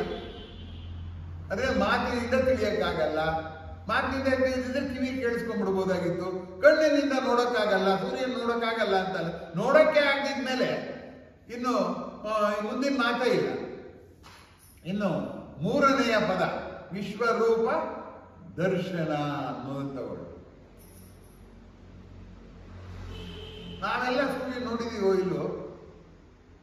ನೋಡಿದ್ವಿ, ದಿನ ಬೆಳಗಾಗಿದ್ದರೆ ನೋಡಿದ್ವಿ. ಆದರೆ ನೋಡಿದಾಗ ನಮಗೆ ಗೊತ್ತಾದದ್ದು ಒಂದು ದುಂಡನೆಯ ಆಕಾರ. ಅದು ಮೋಸ. ಬೆಳಗ್ಗೆ ಹೊತ್ತು ಬೇರೆ ಬಣ್ಣ ಇರುತ್ತೆ, ಬೇರೆ ಗಾತ್ರ ಇರುತ್ತೆ ಸೂರ್ಯ. ಮಧ್ಯಾಹ್ನದ ಹೊತ್ತು ಬೇರೆ ಗಾತ್ರ ಇರುತ್ತೆ, ಸಾಯಂಕಾಲ ಮುಳುಗುವಾಗ ಬೇರೆ ಗಾತ್ರ ಇರುತ್ತೆ. ಯಾವ ಗಾತ್ರ ಸರಿ? ಆದ್ರೆ ನಮಗೆ ಒಂದೇ ಸುತ್ತಿದ ಸೂರ್ಯ ಕಾಣ್ತಾನಲ್ಲ. ವಿಜ್ಞಾನಿಗಳು ಹೇಳ್ತಾರೆ ಆ ಸೂರ್ಯನ ಮೇಲೆ ಸೋಲಾರ್ ಫ್ಲೇರ್ಸ್ ಅಂತ ಬೆಂಕಿಯ ಜ್ವಾಲೆ ತರ ಒಂದು ಜ್ವಾಲೆಗಳು ಉಗುಳುತ್ತೆ. ಆ ಜ್ವಾಲೆ ಭೂಮಿಗಿಂತ 1000 ಪಟ್ಟು ದೊಡ್ಡ ಜ್ವಾಲೆ. ನಮ್ಮ ಕಣ್ಣಿಗೆ ಯಾರು ಬಿದ್ದಿದೆಯೋ? ಇಲ್ಲ. ಆದ್ದರಿಂದ ನಾವು ವೀಕ್ಷಣೆ ಮಾಡಿದಿವೆ ಹೊರತು ದರ್ಶನ ಮಾಡಿಲ್ಲ. ವೀಕ್ಷಣೆಯೇ ಬೇರೆ, ದರ್ಶನವೇ ಬೇರೆ. ಇದು ತುಂಬಾ ಮುಖ್ಯವಾದ್ದು. ವಿಶ್ವರೂಪ ದರ್ಶನ ಅಂತ ಕೊಟ್ಟಿರೋದ್ರಿಂದ ಈಗ ನಾವು ಹೋಗ್ತೀವಿ, ದೇವಸ್ಥಾನಕ್ಕೆ ಹೋಗಿ ದೇವರ ದರ್ಶನ ತುಂಬಾ ಚೆನ್ನಾಗಾಯ್ತು. ಏನ್ ದರ್ಶನ ಆಯ್ತು? ವಿಗ್ರಹ ವೀಕ್ಷಣೆ ಆಯ್ತು ಅಲ್ವಾ? ಕೈ ಹೀಗೆ ವರದ ಹಸ್ತ, ಅಭಯ ಹಸ್ತ ಎರಡಿದೆಯಲ್ಲ. ವರದ ಹಸ್ತ ಹೀಗಿರುತ್ತೆ ಕೊಡುವಂಥದ್ದು, ಅಭಯ ಹಸ್ತ ಅಂದ್ರೆ ಭಯವನ್ನು ನಿವಾರಕ್ಕೆ ಬೇಡ ನಾನಿದ್ದೀನಿ ಅಂತ ಇರುತ್ತೆ. ಹಸ್ತ ನೋಡ್ಕೊಂಡ್ ಬಂದ್ವಿ ಹೊರತು ದರ್ಶನ ಆಯಿತು. ಅನಂತ ಬ್ರಹ್ಮವನ್ನ ಒಂದು ವಿಗ್ರಹವಾಗಿ, ವಿಗ್ರಹದ ಮೂಲಕ ನಾವು ನೋಡಿದ್ವೋ? ಆದ್ದರಿಂದ ದೇವರ ವೀಕ್ಷಣೆ ಮಾಡಿ ಬಂದ್ವಿ, ದೇವರ ದರ್ಶನ ಮಾಡಿ ಬರಲಿಲ್ಲ. ವೀಕ್ಷಣೆ ಎಲ್ಲ ದರ್ಶನ ಆಗೋದಿಲ್ಲ. ಇದು ನಾನು ನಿಮ್ಗೆ ಹೇಳಕ್ ಹೊರಟಿದ್ದು. ವೀಕ್ಷಣೆಯೇ ಬೇರೆ, ದರ್ಶನವೇ ಬೇರೆ. ಹಾಗಾದ್ರೆ ವೀಕ್ಷಣೆಗೂ ದರ್ಶನಕ್ಕೂ ಏನು ವ್ಯತ್ಯಾಸ? ಯಾವುದನ್ನು ಇಂದ್ರಿಯ ದಾಖಲಿಸುತ್ತೋ ಅದಕ್ಕೆ ಮನಸ್ಸನ್ನು ಬೆರೆಸಿ ಪ್ರಪಂಚವಾಗಿ ನೋಡಿದರೆ ಅದು ಏನಂತ ಅನ್ಬೋದು? ಅದನ್ನ ದರ್ಶನದ ಮುಂದಿನ ಹೆಜ್ಜೆ ಅನ್ಬೋದು. ಅದನ್ನ ಬುದ್ಧಿ ವಿಶ್ಲೇಷಣೆ ಮಾಡಿದರೆ ಆಗ ಏನಾಗುತ್ತೆ? ಅದು ವೀಕ್ಷಣೆ, ಇದು ದರ್ಶನವಾಗುತ್ತೆ. ಹಾಗಾಗಿ ನಾವು ಪ್ರಪಂಚವನ್ನು ನೋಡೋಕೆ 3 ಉಪಕರಣಗಳಿವೆ ನಮ್ಮ ದೇಹಕ್ಕೆ. ಒಂದು ಇಂದ್ರಿಯ, ಇನ್ನೊಂದು ಮನಸ್ಸು, ಇನ್ನೊಂದು ಬುದ್ಧಿ. ಇಂದ್ರಿಯದಿಂದ ನೋಡಿದ್ರೆ ನನಗೆ ಸ್ವೀಟ್ ತಿನ್ನೋಣ ಅನ್ಸುತ್ತೆ. ಬುದ್ಧಿಯಿಂದ ನೋಡಿದ್ರೆ ನಂಗೆ ಡಯಾಬಿಟಿಸ್ ತಿಂದ್ರೆ ಕಷ್ಟ ಆಗುತ್ತೆ, ಸುಮ್ಮನೆ ನೋಡು, ನೀನು ತಿನ್ನಕ್ಕೆ ಹೋಗಬೇಡ ಅಂತ ಬುದ್ಧಿ ಹೇಳುತ್ತೆ. ಅವುಗಳ ಮಧ್ಯೆನೇ ಜಗಳ ಆಗುತ್ತೆ. ಅವುಗಳ ಮಧ್ಯೆ ಜಗಳ ಆಗದೇನೆ ಪೂರ್ಣ ದರ್ಶನವಾಗಬೇಕಾದ್ರೆ ಪೂರ್ತಿಯಾಗಿ ನೋಡಬೇಕಾಗುತ್ತೆ. Vision is different from seeing. Seeing, noticing, observing ಎಲ್ಲವನ್ನೂ ಮೀರಿ ಕೊನೆಗೆ ಒಂದು ಪೂರ್ಣ ದರ್ಶನವಾಗುತ್ತಲ್ಲ, ಅದನ್ನ ವಿಷನ್ ಅಂತಾರೆ. ವಿಶ್ವರೂಪ ದರ್ಶನ ಅಂದ್ರೆ ಅಷ್ಟು ದೊಡ್ಡದು. ನಮ್ಗೇನಾಗುತ್ತೆ? ಈ ದರ್ಶನ ಅನ್ನೋ ಪದನು, ಏನ್ ಸ್ವಾಮಿ ನಿಮ್ ದರ್ಶನ ಆಗಿ ಎಷ್ಟು ದಿವಸ ಆಯ್ತು, ಕಣ್ಗೆ ಬೀಳಿಲ್ಲ, ಎಲ್ಲಿ ಊರಲ್ಲಿ ಇರ್ಲಿಲ್ವ ನೀವು ಅಂತ ನಾವಾಯ್ತೀವಿ. ನೋಡಿದ ವ್ಯಕ್ತಿಗಳ ಮನಸ್ಸು ನಮ್ಗೆ ಗೊತ್ತಾಗೋದಿಲ್ಲ, ಸ್ಥೂಲ ಶರೀರ ಮಾತ್ರ ಗೊತ್ತಾಗುತ್ತೆ. ಪರಿಚಯ ಆದ ಸ್ವಲ್ಪ ಮನಸ್ಸು, ಅವ್ರ ಇಷ್ಟಾನಿಷ್ಟಗಳು ಗೊತ್ತಾಗುತ್ತೆ ಅಲ್ವಾ? ಆಮೇಲೆ ನಾವು ಆಲೋಚನೆ ಮಾಡಕ್ಕೆ ಅವ್ರು ಯಾಕೆ ಹಾಗೆ ನಡ್ಕೊಂಡ್ರು ಅಂತ ಎಲ್ಲ ಯೋಚನೆ ಮಾಡಿದ್ರೆ ಅವಾಗ ಅವರ ಬಗ್ಗೆ ಒಂದು ದರ್ಶನ ಆಗುತ್ತೆ. ಆ ದರ್ಶನವೂ ಅಪೂರ್ಣವೇ. ಹಾಗಾಗಿ ನಮ್ಮಂತೆ ಇರುವ ಮನುಷ್ಯರ ಮನಸ್ಸನ್ನೇ ನಾವು ನೋಡಕ್ಕಾಗಿಲ್ಲ. ಅನೇಕರು ಏನ್ ಮಾಡ್ತಾರೆ, ತಮ್ಮ ದುಃಖ ಮರಮಾಸಕ್ಕೆ ನಗ್ತಾ ಇದ್ಬಿಡ್ತಾರೆ. ನಮ್ಗೇನು ಫಸ್ಟ್ ಕ್ಲಾಸ್ ಆಗಿದೆ, ನಮ್ಗೇನು ತೊಂದರೆ ಇಲ್ಲ ಅಂತಿದ್ದೆ, ಒಳಗಡೆ ದುಃಖ ಇದ್ದೇ ಇರುತ್ತೆ. ಗೋಡೆ ಮೇಲಿರೋ ಬಣ್ಣ ಕಾಣುತ್ತೆ ಹೊರತು ಗೋಡೆಯಲ್ಲಿ ಇರೋ ಯಾವ್ದು ಇಟ್ಟಿಗೆನೇ ಕಾಣಲ್ಲ. ಹಾಗಾಗಿ ನನ್ನ ಮನಸ್ಸಿನಲ್ಲಿ ಏನಿದೆ ಅಂತ ನಿಮಗೆ ಕಾಣುತ್ತೋ? ಕಾಣಕ್ಕೆ ಸಾಧ್ಯವಿಲ್ಲ. ಹಾಗಾಗಿ ದರ್ಶನ ಅನ್ನೋದು ತುಂಬಾ ದೊಡ್ಡ ಪದ, ವಿಶ್ವ ಅನ್ನೋದು ದೊಡ್ಡ ಪದ, ರೂಪ ಅನ್ನೋದು ದೊಡ್ಡ ಪದ. ಈ 3 ಪದನು ನಾವು ವಿಶ್ವರೂಪ ದರ್ಶನ ಅಂದ್ರೆ ಕೃಷ್ಣ ಹೀಗಿದ್ದ ದೊಡ್ಡದಾಗಿ ಕಂಡುಬಿಟ್ಟ, ಅದು ಅವನುಗಳು ಬ್ರಹ್ಮ ವಿಷ್ಣು ಮಹೇಶ್ವರ ಎಲ್ಲರೂ ಕಂಡುಬಿಟ್ರು ಅಂತ ಹೇಳಿದ್ರೆ ನಾವು ತಲೆದೂಗಿ ಮುಂದಕ್ಕೆ ಹೋಗ್ತೀವಿ ಹೊರತು ತಲೆಯೊಳಕ್ಕೆ ತುಂಬಿಕೊಳ್ಳಲು ಕೂಡ ಅಶಕ್ತರಾಗಿದ್ದೇವೆ. ನಮ್ಮಲ್ಲಿ ಈಗ ಭಗವದ್ಗೀತೆಯನ್ನ ಶಾಲೆಯಲ್ಲಿ ಬೋಧಿಸಬೇಕು ಅಂತಂದ್ರೆ ಸರ್ಕಾರದಲ್ಲಿ ವಿಪರೀತ ದೊಡ್ಡ ಗಲಾಟೆ ನಡೀತಾ ಇದೆ. ಅದು ಎಲ್ಲ ಧರ್ಮದವ್ರಿಗೂ ಅಲ್ಲ, ಹಾಗೆ ಹೀಗೆ ಅನ್ನುವಂಥ ಮಾತು ಏನೇನೋ ಇದೆ ಬಿಡಿ. ಅದರ ಬಗ್ಗೆ ನಾನು ಜಾಸ್ತಿ ಮಾತಾಡೋಕೆ ಹೋಗೋದಿಲ್ಲ, ಸುಮ್ಮನೆ ನೆನಪು ಮಾಡಿದೆ ಅಷ್ಟೇ. ಆದರೆ ಮೊದಲ ಪರಮಾಣು ಬಾಂಬ್ ಸ್ಫೋಟ ಮಾಡಿದ್ನಲ್ಲ, ಅವನ ಹೆಸರು ಓಪನ್ ಹೀಮರ್ ಅಂತ, ರಾಬರ್ಟ್ ಓಪನ್ ಹೀಮರ್ ಅಂತ. ಅವನು ದೊಡ್ಡ ವಿಜ್ಞಾನಿ. ಅವನೇನ್ ಮಾಡ್ದ, ಯುರೇನಿಯಂನ ವಿದಳನ ಮಾಡಿ ಅದರಲ್ಲಿ ಅದು ಆಸ್ಫೋಟನಗೊಳ್ಳೋ ಹಾಗೆ ಮಾಡ್ದ. ಅದು 1,00,000 ಟನ್ TNT ಒಮ್ಮೆಗೆ ಸಿಡಿಸಿದ ಹಾಗೆ. ಆ ಮೊದಲನೆಯ ಪರಮಾಣು ಬಾಂಬ್ ಸ್ಫೋಟಿಸಿದ್ದು ಇತಿಹಾಸದ ಪ್ರಕಾರ ಹಿರೋಶಿಮಾ ಮತ್ತು ನಾಗಸಾಕಿಗಳಲ್ಲಿ. ಇದನ್ನ ಓದಿರ್ತೀರಾ ನೀವು. ಒಂದು ಆ ಬಾಂಬಿನ ಹೆಸರು ಫ್ಯಾಟ್ ಬಾಯ್ ಅಂತ ಒಂದು ಬಾಂಬ್ ಹೆಸರು, ಇನ್ನೊಂದೇನೋ ಒಂದು ಹೆಸರಿದೆ, ಇರ್ಲಿ ಬಿಡಿ. ಅದೇ ನಮ್ಗೆ ಈ ವಿವರಗಳೆಲ್ಲ ಬೇಕಾಗಿರುವಂಥದ್ದು. ಆದರೆ ಮೊದಲು ಸ್ಫೋಟಿಸಿದ್ದಲ್ಲ, ಮೊದಲು ಪ್ರಯೋಗ ಮಾಡಿ ನೋಡ್ಬೇಕಲ್ಲ. ಹಾಗಾಗಿ ಅಮೆರಿಕಾದಲ್ಲಿ ಆ ಸಮುದ್ರದ ಮೇಲೆ ಆ ಬಾಂಬನ್ನು ಆಸ್ಫೋಟಿಸಿ ಸಿಡಿಯುತ್ತೋ ಇಲ್ವೋ ಅಂತ ಪರೀಕ್ಷಾರ್ಥವಾಗಿ ಮಾಡಿದ್ರು. ಮೊದಲ ಬಾರಿಗೆ ಮಾಡಿದ್ರು. ಆಗ ವಿಜ್ಞಾನಿಗಳು ಮತ್ತೆ ಪತ್ರಕರ್ತರು ಅದನ್ನ ನೋಡೋದಕ್ಕಿಂತ ಗೂಡುಗಳು ಮಾಡಿದ್ರು. ಅಕಸ್ಮಾತ್ ಏನಾದ್ರು ಅಪಾಯ ಆದ್ರೆ ಆ ಗೂಡಿನ ಮೇಲೆ ತೆರೆ ಮುಚ್ಚಿ ರಕ್ಷಿಸ್ಕೋಬೇಕು ಅಂತ ಭೂಮಿಯೊಳಗೆ ಗುಂಡಿ ತೋಡಿ ಆ ಗುಂಡಿ ಒಳಗೆ ಪತ್ರಕರ್ತರು ವಿಜ್ಞಾನಿಗಳು ಎಲ್ಲ ಸೇರ್ಕೊಂಡಿದ್ರು. ಆ ಸ್ಫೋಟ ಆಯ್ತು. ಆ ಹೊಗೆಯ ಬುಗ್ಗೆ ಹೇಳ್ತು. ಅದ್ರ ಚಿತ್ರಗಳೆಲ್ಲ ಹುಡುಕಿ ಸಿಗುತ್ತೆ ನಿಮ್ಗೆ ಇಂಟರ್ನೆಟ್ ಅಲ್ಲೆಲ್ಲ. ಕೆಂಪು ಬಣ್ಣದ ಅಣಬೆಯ ರೀತಿಯಲ್ಲಿ ಮೇಲಕ್ಕೆ ಎದ್ದು ಬಿಡ್ತು. ಅದನ್ನು ನೋಡಿದಾಗ ಎಲ್ಲರೂ ಎಷ್ಟು ಸ್ತಂಭೀಭೂತರಾಗೋದ್ರು ಅಂದ್ರೆ ಮಾತಾಡಕ್ ಹೋದ್ರೆ ನಾಲ್ಗೆ ಒಣಗ್ತಿಲ್ಲ. ಈಚೆಗೆ ಬರೋಣ ಅಂದ್ರೆ ಕೈಕಾಲು ಹೊರಳಕ್ಕೆ ಆಗ್ತಿಲ್ಲ, ಹಾಗೆ ಸ್ತಬ್ಧವಾಗಿಬಿಟ್ಟಿದ್ದಾರೆ. ಅಂಥದ್ರಲ್ಲಿ ಒಬ್ಬ ಪತ್ರಕರ್ತ ಹೋಗ್ಬಿಟ್ಟು ಆ ಓಪನ್ ಹೀಮರ್ನ ಗುಹೆ ಒಳಗೆ ಹೋಗ್ಬಿಟ್ಟು ಕಷ್ಟಪಟ್ಟು ತೆಗೆದುಕೊಂಡು ನನಗೆ ಎತ್ತಿಟ್ಕೊಳ್ಳೋಕ್ಕೆಲ್ಲಾಗುತ್ತೆ. ಏನ್ ಅನ್ನಿಸ್ತು ನಿಂಗೆ ಅಂತ ಕೇಳ್ದ. ನಿಂಗೆ ಏನು ಅನ್ನಿಸ್ತು ಇದನ್ನ ನೋಡಿದಾಗ? ಆವಾಗ ಓಪನ್ ಹೀಮರ್ ಹೇಳ್ದ, ನನಗೆ ಭಗವದ್ಗೀತೆ ಜ್ಞಾಪಕ ಬಂತು ಅಂತ ಹೇಳಿದ. ಯಾಕೆ ನಿನಗೆ ಭಗವದ್ಗೀತೆ ಇಂಥ ಕ್ರೈಸಿಸ್? ನಾನಂದ್ರೆ ಮರ್ತೋಗಿದೆ, ಎಲ್ಲ ನಾವು ಅಯೋಮಯ ಹಾಕ್ಕೊತಿದ್ದೀವಿ, ಪಕ್ಕಕ್ಕೆ ಜರಗಕ್ಕಾಗಲ್ಲ. ಅಂತ ಟೈಮಲ್ಲಿ ನಿಂಗೆ ಯಾಕೆ ಭಗವದ್ಗೀತೆ ಜ್ಞಾಪಕ ಬಂತು ಅಂತ ಕೇಳಿದ್ರು. ಆಗ ಅವನು ಹೇಳ್ದ, ಅದರಲ್ಲಿ ಬ್ರೈಟರ್ ದ್ಯಾನ್ 1000 ಸನ್ಸ್ ಅಂತ ಅನ್ನೋ ಒಂದು ಶ್ಲೋಕ ಇದೆ.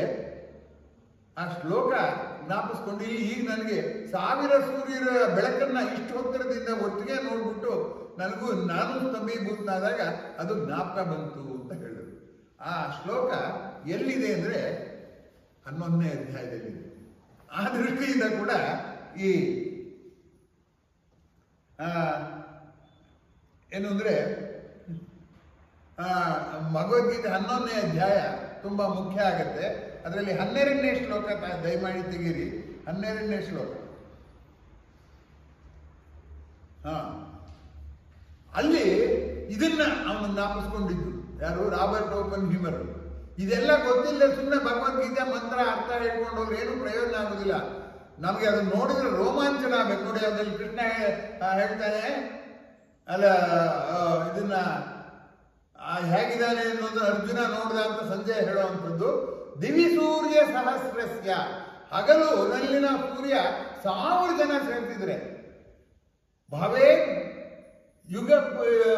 ಯುಗಪದ್ ದುಃಖಿತ ಯದಿ ಭಾ ಸದೃಶೀ ಸಾ ಸ್ಯಾದ್ ಭಾಸಸ್ತಸ್ಯ ಮಹಾತ್ಮರಂ ನ. ಅಂದ್ರೆ ಆಕಾಶದಲ್ಲಿರುವ ಸಾವಿರಾರು ಸೂರ್ಯರು ಒಮ್ಮೆಗೆ ಉದಯಿಸಿದರಿಂದ ಉಂಟಾಗುವ ಪ್ರಕಾಶವೂ ಕೂಡ ವಿಶ್ವರೂಪಿ ಪರಮಾತ್ಮನ ಪ್ರಕಾಶಕ್ಕೆ ಸಮನಾಗಲಾರದು. ಆದರೆ ಈ ಬಾಂಬೆನೆ ನನಗೆ 1000 ಸೂರ್ಯನಷ್ಟು ಆಗ್ತಾ ಇದೆ ಅಂತಂದ್ರೆ ಅದು ನನಗೆ ಹಾಗಾದ್ರೆ ಪರಮಾತ್ಮ ಹೆಂಗಿರ್ಬೋದು ಅಂತ ನನಗೆ ಆಶ್ಚರ್ಯ ಆಗುತ್ತೆ ಅಂತ ಹೇಳಿದ. ಇದನ್ನೇ ಗಮನದಲ್ಲಿಟ್ಕೊಂಡು 2 ಪುಸ್ತಕ ಬರೆದಿದ್ದಾರೆ. ಒಂದು ಪುಸ್ತಕದ ಹೆಸರು ಬ್ರೈಟರ್ ದ್ಯಾನ್ 1000 ಸನ್ಸ್ ಅಂತ. ಬ್ರೈಟರ್ ದ್ಯಾನ್ 1000 ಸನ್ಸ್ ಅಂತ. ಅದನ್ನ ನೀವು ಓದಿದ್ರೆ ಆ ರಾಬರ್ಟ್ ಓಪನ್ಹೈಮರ್ ಓದ್ದು ಅದೆಲ್ಲ ಐತಿಹಾಸಿಕವಾಗಿ ದಾಖಲು ಮಾಡಿದ್ದಾರೆ. ಇನ್ನೊಂದು ಪುಸ್ತಕ ಅದಕ್ಕೆ ವಿರುದ್ಧವಾಗಿ ಬರೆದ್ರು, ಡಾರ್ಕರ್ ದ್ಯಾನ್ 1000 ಸನ್ಸ್ ಅಂತ. ಆ ಬಾಂಬ್ ಹಾಕಿದ್ರಿಂದ ಅನೇಕ ಜನ ಇವತ್ತಿಗೂ ಅರಿತಾ ಇದ್ದಾರೆ. ಹಿರೋಶಿಮಾ ನಾಗಸಾಕಿಲಿ ಗಿಡಗಳು ಬೆಳೀತಾ ಇಲ್ಲ, ಹುಟ್ಟಿರೋ ಮಕ್ಕಳೆಲ್ಲ ವಿಕಲಾಂಗರಾಗಿ ಹುಟ್ಟುತ್ತಾ ಇದ್ದಾರೆ. ಅದೆಲ್ಲ ಇರೋದ್ರಿಂದ ಅದರ ವಿವರಣೆಯನ್ನು ಕೊಡ್ತಾ ಡಾರ್ಕರ್ ದ್ಯಾನ್ 1000 ಸನ್ಸ್ ಅಂತ ಅನ್ನುವಂಥ ಆ ಒಂದು ಪುಸ್ತಕನ ಬರೆದಿದ್ದಾರೆ. ಆದ್ದರಿಂದ ಭಗವದ್ಗೀತೆ ಭಾರತವನ್ನೇ ಕಾಣದ ಒಬ್ಬ ವ್ಯಕ್ತಿ ಭಗವದ್ಗೀತೆಯನ್ನ ಅತ್ಯಂತ ಉತ್ಕಟದ ಭಯಗ್ರಸ್ತ ಸನ್ನಿವೇಶದಲ್ಲಿ ಜ್ಞಾಪಿಸಿಕೊಂಡ ಅನ್ನೋದು ಒಂದು ಆಶ್ಚರ್ಯ. ಅದರ ಮೇಲೆ 2 ಪುಸ್ತಕ ಬರೆದಿದ್ದಾರೆ ಅನ್ನೋದು ಇನ್ನೊಂದು ಆಶ್ಚರ್ಯ. ನಮಗಿದ್ಯಾವುದು ತಿಳಿದಿದೆ. ನಮ್ಮ ಭಗವದ್ಗೀತೆ ಅದು ಒಂದು ಪುಸ್ತಕ. ಭಗವದ್ಗೀತೆ ತಗೊಂಡು ಹೇಳ್ತೀವಿ, ಸತ್ಯವನ್ನೇ ಹೇಳುತ್ತೇವೆ, ಸತ್ಯವನ್ನಲ್ಲದೆ ಬೇರೆ ಏನನ್ನು ಹೇಳುವುದಿಲ್ಲ ಅಂತ ಸತ್ಯವಲ್ಲದನ್ನೇ ಬೇಕು. ಅದು ಒಂದು ರೀತಿಯಲ್ಲಿ ಭಗವದ್ಗೀತೆ ನಂಬುದೇ ಇರೋದು, ನಂಬುದವ್ರದ್ದು ಅಷ್ಟೇ ಪಾರಾಯಣ ಮಾಡ್ತೇವೆ ಹೊರತು ಅದರ ಒಂದು ಭಾವಸ್ಫುರಣ ನಮ್ಗೆ ಆಗ್ತಾ ಇಲ್ಲ, ದರ್ಶನ ಆಗ್ತಾ ಇಲ್ಲ. ಆದ್ದರಿಂದ ಇದನ್ನು ಓದಿದ್ರೂ ಕೂಡ ನಮ್ಗೆ ಅಲ್ಲಿ ವರದಿಯನ್ನು ಓದಿದ್ರೆ ನಮಗೆ ಕೃಷ್ಣ ಪರಮಾತ್ಮನ ದರ್ಶನ ಆಗೋದಿಲ್ಲ.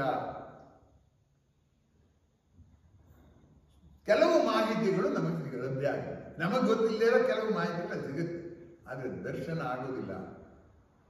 ಇದು ತುಂಬಾ ಗಂಭೀರವಾದ ಸಮಸ್ಯೆ. ಸ್ವಾರಸ್ಯ ಯಾವುದು ಗಂಭೀರವಾದ ಸ್ವಾರಸ್ಯವಾದ್ದು ಕೂಡ. ಒಂದು 2ನೇ ಅಧ್ಯಾಯದಲ್ಲಿ ಕೃಷ್ಣ ಏನ್ ಹೇಳ್ತಾನೆ ಅಂದ್ರೆ, ಹತೋವಾ ಪ್ರಾಪ್ತಿಸಿ ಸ್ವರ್ಗಂ, ತಥೋಕ್ತ್ಯಾಗ, ಅದಕ್ಕೂ ಚಿಂತೆ ಮಾಡಬೇಡ, ಸ್ವರ್ಗ ಸಿಗುತ್ತೆ. ಜಿತ್ವಾವಾ ಭೋಕ್ಷಸೆ ಮಹೀನ್, ನೀನ್ ಗೆಲ್ತೀಯ ಇನ್ನೂ ಒಳ್ಳೇದು, ಭೂಮಿನ ಆಡ್ಬೋದು. ತಸ್ಮಾದ್ ಉತ್ತಿಷ್ಠ ಕೌಂತೆಯ ಯುದ್ಧಾಯ ಕೃತ ನಿಶ್ಚಯ ಅಂತಿದ್ದಾನೆ. ಆ ಶ್ಲೋಕ ನೀವು ಹುಡುಕೊಳ್ಳಿ. ಹತೋವಾ ಪ್ರಾಪ್ತಿಸಿ ಬರ್ಕೊಂಡು ಹುಡುಕಿ ಸಿಗುತ್ತೆ. ಅದೇನು ನಾನು ಗುರ್ತಾಕೊಂಡಿಲ್ಲ. ಆದ್ಮೇಲೆ ಜ್ಯೋತಿಷ ಹೇಳೋರು ಹೀಗೆ ಆಗುತ್ತೆ ಅಂತ ಹೇಳ್ತಾರೆ. ಕೃಷ್ಣ ಹಾಗೆ ಹೇಳಿಲ್ಲ. ಗೆದ್ರೂ ಒಳ್ಳೇದೇ, ಸೋದ್ರೂ ಒಳ್ಳೇದೇ, ಯುದ್ಧ ಮಾಡೋದು. ಆದ್ದರಿಂದ ಜ್ಯೋತಿಷ ಸುದ್ದಿಗೆ ಹೋಗಿರ್ಲಿಲ್ಲ. ಅಥವಾ ಬೆಂತಟ್ಬಿಟ್ಟು ನಾ ಗೆಲ್ಲಿಸ್ತೀನಿ ಕಣೋ ನಿನ್ಗೆ ಯುದ್ಧ ಮಾಡೋ ಅಂತ ಹೇಳಿರ್ಲಿಲ್ಲ. ತನ್ನ ಭಾವಮೈದುನಿಗೆ, ಪೂರ್ತಿ ಶರಣಾದ ಭಕ್ತನಿಗೆ ಹೇಳಲಿಲ್ಲ. ಆಮೇಲೆ ಓಪನ್ಹೈಮರ್ ಭಯಗ್ರಸ್ತರಾದಾಗ ನೋಡ್ದ ಅಂತ ಹೇಳಿದ್ನಲ್ಲ, ಅರ್ಜುನನು ಭಯಗ್ರಸ್ತರಾದಾಗಲೇ ನೋಡಿದ್ದು. ಯಾಕೆಂದ್ರೆ ಅವ್ನು ಪ್ರಶ್ನೆ ಕೇಳಿದ್ನಲ್ಲ, ನನ್ನ ಬಂಧು ಬಾಂಧವರನ್ನ ಕೊಲ್ಲಬೇಕು ಅನ್ನೋಂಥ ಅದು ನಂಗೆ ಬೇಜಾರಾಗಿದೆ, ನಂಗೆ ಭಯ ಆಗಿದೆ, ಯುದ್ಧ ಮಾಡೋಕ್ಕಾಗಲ್ಲ ಅಂತ ತಾನೇ ಹೇಳಿದ್ದಾನೆ ಕೃಷ್ಣ. ವಿಷಾದ ಯೋಗದಿಂದ ತಾನೇ ಪ್ರಾರಂಭ ಆದ್ದು. ಓಪನ್ಹೈಮರ್ ಸ್ಥಿತಿಗೂ ಅರ್ಜುನ ಸ್ಥಿತಿಗೂ ಏನಂತ ವ್ಯತ್ಯಾಸವಿಲ್ಲ. ಹಾಗಿರುವಾಗ ವಿಶ್ವರೂಪ ದರ್ಶನ ಮಾಡಿದ ಅವಾಗ ಹಾಗೆ ಹೇಳಿದ್ನಲ್ಲ, ಇದು ಪ್ರಾಪ್ತಿಸಿ ಸ್ವರ್ಗಂ ಅಂತ. ಆದರೆ ಕೃಷ್ಣಗೂ ಯಾಕೋ ಒಂದ್ ಮಟ್ಟಕ್ಕೆ ಅರ್ಜುನನಿಗೆ ಆತ್ಮವಿಶ್ವಾಸ ತುಂಬಿಸ್ಬೇಕು ಅಂತ ಅನ್ಸಿರ್ಬೇಕು. ಅದಕ್ಕೆ ವಿಶ್ವರೂಪ ದರ್ಶನ ಮಾಡ್ದ. ಆ 33ನೇ ಶ್ಲೋಕ ಯಾವುದರಲ್ಲಿ, 11ನೇ ಅಧ್ಯಾಯದ 30ನೇ ಶ್ಲೋಕದಲ್ಲಿ ಕೊನೆಯಲ್ಲಿ ಕೃಷ್ಣ ಘೋಷಿಸ್ಬಿಟ್ಟ, ನಾನು ಇವ್ರನ್ನೆಲ್ಲ ಆಗಲೇ ಸಾಯಿಸ್ಬಿಟ್ಟಿದ್ದೀನಪ್ಪ, ನೀನೇನಿದ್ರು ಸುಮ್ಮನೆ ನಿಮಿತ್ತ ಮಾತ್ರ ಭವಸವ್ಯ ಸಾಚಿನ್ ಅಂತ ಹೇಳ್ದ. ಒಂದು ತಮಾಷೆಯಾದ ಕಥೆ ಇದೆ. ಒಬ್ಬ ಯುದ್ಧಕ್ಕೆ ಹೋಗ್ಬಿಟ್ಟು ಹೇಳಿದಂತೆ, ನಾನು ಯುದ್ಧಕ್ಕೆ ಹೋಗಿದ್ದೆ, ಅನೇಕ ಜನರು ಕೈಕಾಲು ಕತ್ತರಿಸ್ಬಿಟ್ಟೆ ಎಂದಂತೆ. ಅರೆ ಕೈಕಾಲು ಕತ್ತರಿಸಿದ್ರೆ ಅವ್ರು ಸಾಯಲ್ಲ ಕಣೆಯ, ಕೈಕಾಲ ಕತ್ತರಿಸಕ್ಕೆ ಹೋದ್ರೆ ತಲೆ ಕತ್ತರಿಸ್ಬೇಕಾಗಿತ್ತು ಅಂತ ಕೇಳ್ತ ಹೇಳಿದಂತೆ. ಕೇಳಿದವ್ರು ಜನ, ಅದಕ್ಕೆ ತಲೆ ನಿನ್ಯಾರೋ ಕತ್ತರಿಸಿದ್ರು ನಂತೆ. ಅಂದ್ರೆ ತಲೆ ಕತ್ತರಿಸಿದ್ಮೇಲೆ ಕೈಕಾಲು ಕತ್ತರಿಸೋದು ಏನ್ ಕಷ್ಟ. ಹಾಗೆ ನೀನ್ ಸಾಯಿಸೋದು ಹೀಗೆ ಕಣೋ ಅರ್ಜುನ, ನಾನು ಆಗ್ಲೇ ತಲೆ ಕತ್ತರಿಸ್ಬಿಟ್ಟಿದ್ದೀನಿ ಅಂತ ಹೇಳ್ದ ಕೃಷ್ಣ. ಅಂದ್ರೆ he gave a clue that he is going to win. He need not feel offended to kill his own relatives. ತನ್ನ ಬಂಧುಗಳನ್ನ ಕೊಲ್ಲೋದಕ್ಕೆ ನೀನೇನು ಯೋಚನೆ ಮಾಡಬೇಡ, ಅವ್ರಿಗೆ ಆಗ್ಲೇ ಕೊಂದ್ಕೊಂಡ್ಬಿಟ್ಟಿದ್ದಾರೆ, ಅವ್ರನ್ನ ನಾನು ಆಗ್ಲೇ ಕೊಂದ್ಬಿಟ್ಟಿದ್ದೀನಿ, ನೀನ್ ಸುಮ್ಮನೆ ನೀನ್ ಕೊಂದ ಅಂತ ಕೀರ್ತಿ ನೀನ್ ತಗೋ ಅಂತ ಅಂದ್ಬಿಟ್ಟು ಹೇಳ್ದ. ಮಧ್ವ ಸಿದ್ಧಾಂತದಲ್ಲಿ ಒಂದು ತುಂಬಾ ಚೆನ್ನಾಗಿದೆ. ಮನುಷ್ಯನ ಒಳ್ಳೆಯದು ಕೆಟ್ಟದ್ದು ಎಲ್ಲವನ್ನೂ ಮಾಡಿದ್ದು ಅವನು ಉಸಿರಾಡೋದ್ರಿಂದ ತಾನೆ. ಅದರಿಂದ ಅವನ ಪುಣ್ಯ ಪಾಪ ಎಲ್ಲ ಯಾರಿಗೆ ಸಲ್ಲಬೇಕು? ವಾಯುವಿಗೆ ಸಲ್ಲಬೇಕು. ಆದ್ದರಿಂದ ವಾಯುವಿನ ಹೇಳಿದಂತೆ ಅನೇಕ ಜೀವಿಗಳನ್ನಾಗೆ ನಾನು ಉಸಿರಾಗಿ ಹೋಗ್ತೀನಿ, ಅವುಗಳು ಏನು ಪಾಪ ಮಾಡುತ್ತೋ ಪುಣ್ಯ ಮಾಡುತ್ತೋ ನನಗೆ ತಲುಪಿದಾಗ ನೋಡ್ಕೊಳಪ್ಪ ಅಂದ್ಬಿಟ್ಟು ಮೊದಲು ತನ್ನ ಪುಣ್ಯ ಪಾಪವನ್ನ ತಾನು ಅವಕ್ಕೆ ಜೀವ ಕೊಟ್ಟಿದ್ರಿಂದ ಆಗುವ ಪುಣ್ಯ ಪಾಪವನ್ನ ಪರಮಾತ್ಮನ ನೈವೇದ್ಯ ಮಾಡಿಬಿಟ್ಟಿದ್ದಾನಂತಾಗ್ಲಿ. ಈಗ ನಾನೇ ಮಾಡಿದೆ ಅಂತಂದ್ರೂ ಏನು ಸುಖ ಇಲ್ಲ, ಆಗ್ಲೇ ನಮ್ದಾಗ್ಲೇ ನೈವೇದ್ಯ ಆಗೋಗಿದೆ ನಾವು ಮಾಡೋ ಕೆಲಸ ಅನ್ನುವ ರೀತಿಯಲ್ಲಿ ಅಲ್ಲಿ ವರ್ಣನೆ ಆಗಿರೋದು ಯಾಕಾಗಿದೆ ಅಂತಂದ್ರೆ, ನಾವು ಮಾಡುವ ಕೆಲಸ ನಾವು ಮಾಡುವ ಅನ್ನುವಾಗಲಿ ನಾವು ಅನ್ನೋದೇ ತಪ್ಪು. ಅಲ್ಲಿಂದಲೇ ಶುರುವಾಗಿದೆ. ನಾನು ಅಂದ್ರೆ ಏನು ಎಂದು ಪ್ರಶ್ನೆ ಹಾಕೊಂಡಿಲ್ಲ. ಆಗ್ಲೇ ಹೇಳಿದ್ದಲ್ಲ, ತಿನ್ನೋ ನಾನು ಜೀರ್ಣಿಸೋ ನಾನಲ್ಲ, ಜೀರ್ಣಿಸಿ ಶಕ್ತಿಯಾಗಿಸೋ ನಾನಲ್ಲ, ಅದು ವೈಶ್ವಾನರ. ಬೆಳೆದವನು ಯಾರೋ ಹೋಗ್ಲಿ, ನನ್ನ ದೇಹದಲ್ಲಿ ಏನು ನಡೆಯುತ್ತೆ ನಾನು ಮಾಡಬೇಡಪ್ಪ, ಅಟ್ಲೀಸ್ಟ್ ಏನು ನಡೆಯುತ್ತೆ ಅಂತ ಗೊತ್ತು? ಖಂಡಿತ ಗೊತ್ತಿಲ್ಲ. ಒಬ್ಬ ಕೆಮಿಸ್ಟ್ರಿ ಪ್ರೊಫೆಸರ್ಗೆ ಒಂದು ಸೇಬಣ್ಣು ಕೊಟ್ಟರೆ ತಿಂತಾನೆ, 4 ಗಂಟೆಯಲ್ಲಿ ಅರ್ಗೋಗುತ್ತೆ. ಎಲ್ಲಿ ಏನೇನು ಅಡಗಿತ್ತು ಅಂತ, ಏನೇನು ರಾಸಾಯನಿಕ ಕ್ರಿಯೆ ನಡೀತು ಅಂತ ಹೇಳಿ ಅದ್ಯಾವ ರಸಾಯನ ಶಾಸ್ತ್ರ ಅಧ್ಯಾಪಕ ಹೇಳ್ತಾನೆ. ಇತ್ತೀಚೆಗೆ ನಾನು ತುಂಬಾ ಆಶ್ಚರ್ಯ, ಈಗ ಒಂದು 15 ದಿವಸದಿಂದ ಈಚೆಗೆ ಇಬ್ಬರು ಹೃದಯ ರೋಗದ ತಜ್ಞರು ಹೃದಯಾಘಾತಕ್ಕೊಳಗಾಗಿ ಸತ್ತು. ತುಂಬಾ ಪ್ರಸಿದ್ಧವಾದ ಹೃದಯ ರೋಗ ತಜ್ಞರು. ಅವ್ರು ಜನರಿಗೆಲ್ಲ ವಿವರಿಸ್ತಿದ್ರು, ಹೀಗೀಗಾಗುತ್ತೆ, ಹೃದಯ ನೋವಾದರೆ ನೀವು ಇದಾಗದೇ ಇರೋಕ್ಕೆ ಹೀಗಾಗಬೇಕು, ಆವೇಶಕ್ಕೊಳಗಾಗಬಾರ್ದು ಅಂತೆಲ್ಲ ಹೇಳ್ತಿದ್ರು. ಅವರೇ ಹೃದಯಾಘಾತಕ್ಕೊಳಗಾದರು. ಜ್ಞಾನದಿಂದ, ಮಾಹಿತಿಯ ಜ್ಞಾನದಿಂದ ನಮಗೆ ದೇಹದಲ್ಲಿ ಏನ್ ನಡೆಯುತ್ತೆ ಅನ್ನೋ ಪೂರ್ಣ ದರ್ಶನ ಆಗೋದಿಲ್ಲ. ಪಿಂಡಾಂಡದಲ್ಲೇ ಪೂರ್ಣ ದರ್ಶನವಾಗಿಲ್ಲ, ಬ್ರಹ್ಮಾಂಡದ ಪೂರ್ಣ ದರ್ಶನ ನಾವು 11ನೇ ಅಧ್ಯಾಯ ಓದ್ಬಿಟ್ರೆ ಆಗುತ್ತೋ? ಮಂತ್ರವಿಧರಾಗ್ತೀವಿ, ಶಾಸ್ತ್ರ ಗೊತ್ತು ಅಷ್ಟೇ ಹೊರತು ಅದು ಅನುಭವ ಉಂಟಾಗೋದಿಲ್ಲ. ನೋಡಿ, ನನಗಾದ ಅನುಭವ, ನನಗೆ ಕಾಲಿ ಮುಚ್ಚಿಟ್ಕೊಂಡಿದ್ದು ವರ್ಷಗಟ್ಟಲೆ ಆದ್ರೂ ಜ್ಞಾಪಕ ಇರುತ್ತೆ, ನಾನು ಯಾರೋ ಬೈದಿದ್ದು ಜ್ಞಾಪಕ ಇರುತ್ತೆ, ಓದಿದ ಪಾಠ ಜ್ಞಾಪಕ ಇರೋದಿಲ್ಲ. ಯಾಕಾಗೋದಿಲ್ಲ? ಜ್ಞಾಪಕ ಇರೋದಿಲ್ಲ ಹೇಳಿ? ನಮಗೆ ಶಬ್ದ ಹೋಗಿದೆ, ಅನುಭವ ಆಗಿಲ್ಲ. ಶಬ್ದ ಬಹಳ ಕಾಲ ಉಳಿಯೋದಿಲ್ಲ. ನೋಡಿದ ಅದಕ್ಕಿಂತ ಸ್ವಲ್ಪ ವಾಸಿ, ಆಮೇಲೆ ಅರ್ಥ ಮಾಡ್ಕೊಂಡಿದ್ದು ಅದಕ್ಕಿಂತ ಸ್ವಲ್ಪ ವಾಸಿ. ದರ್ಶನವಾದದ್ದು ನಮ್ಮನ್ನು ಬಿಟ್ಟು ಹೋಗೋದಿಲ್ಲ. ಯಜ್ಞಾತ್ವಾ ಪುನರ್ಮೋಹಂ ಏವಂ ನ ಏವಂ ಮೇಸಸಿ ಪಾಂಡವ ಅಂತ 4ನೇ ಅಧ್ಯಾಯದಲ್ಲಿ ಕೃಷ್ಣ ಹೇಳ್ತಾನೆ. ಇದನ್ನು ತಿಳ್ಕೊಂಡ್ಬಿಟ್ರೆ ನಿನಗೆ ಮತ್ತೆ ಈ ಜಗತ್ತಿನ ಮೋಹ ಉಂಟಾಗೋದಿಲ್ಲ ಅಂತ ಹೇಳ್ಬಿಟ್ಟು 4ನೇ ಅಧ್ಯಾಯದಲ್ಲಿ ಕೃಷ್ಣ ಹೇಳ್ತಾನೆ. ಅದೇನು ಹೇಳ್ತಾನೆ? ಸಾತ್ವಿಕರನ್ನು ಹೋಗಿ ಕೇಳ್ಕೋ. ತದ್ವಿದ್ಧಿ ಪ್ರಣಿಪಾತೇನ ಪರಿಪ್ರಶ್ನೇನ ಸೇವೆಯ. ಹ್ಯಾಕ್ ತಿಳ್ಕೋಬೇಕು? ಅವ್ರಿಗೆ ನಮಸ್ಕಾರ ಮಾಡು, ಪ್ರಣಿಪಾತ ಮಾಡು. ಪರಿಪ್ರಶ್ನೇನ ಅನೇಕ ರೀತಿಯಿಂದ ಪ್ರಶ್ನೆ ಕೇಳ್ಕೋ. ಸೇವೆ ಅವ್ರಿಗೆ ಸೇವೆ ಮಾಡು. ಈ ತರ ತಿಳ್ಕೊಳಕ್ 4 ವಿಧಾನ. ತದ್ವಿದ್ಧಿ ಪ್ರಣಿಪಾತೇನ, ಅವರನ್ನು ಗೌರವಿಸು. ಪರಿಪ್ರಶ್ನೇನ ಸೇವೆಯ,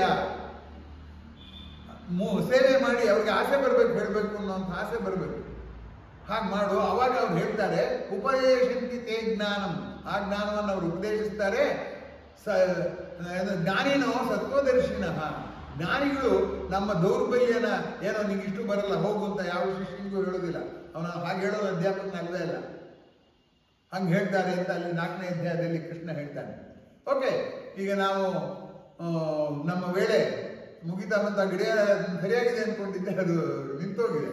ಆದ್ರಿಂದ ನಾನು ಕೊನೆಯ ಶ್ಲೋಕ ಒಂದನ್ನ ಸಂಕ್ಷೇಪವಾಗಿ ಹೇಳಿ ನನ್ನ ಮಾತನ್ನ ಮುಗಿಸ್ತೇನೆ. ಯಾಕೆಂದ್ರೆ 11ನೇ ಅಧ್ಯಾಯ ಎಲ್ಲ ಶ್ಲೋಕನೂ ಹೀಗೆ ಚರ್ಚೆ ಮಾಡೋಕೆ ಸಮಯ ಇಲ್ಲ.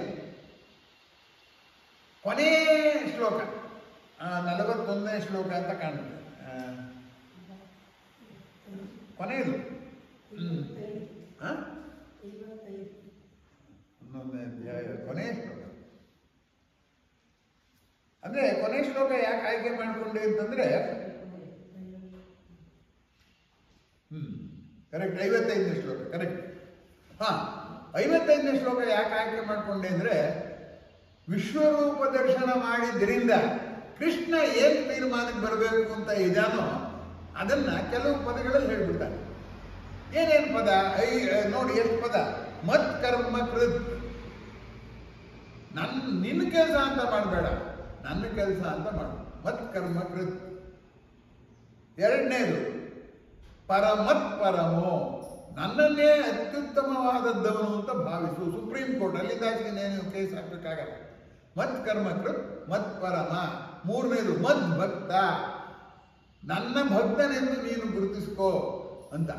ಸಂಘವರ್ಜಿತ, ಜಗತ್ತಿನ ಸಂಪರ್ಕದಿಂದಲೇ ನಿಂಗೆ ದುಃಖ ಆಗಿರೋದು, ನಿಂಗೆ ಆತ್ಮಪ್ರಜ್ಞೆ ಮರ್ತೋಗಿರೋದು ಅಂದ್ರೆ ಸಂಘವರ್ಜಿತ, ಅದರ ಸಂಘವನ್ನು ಬಿಟ್ಬಿಡು.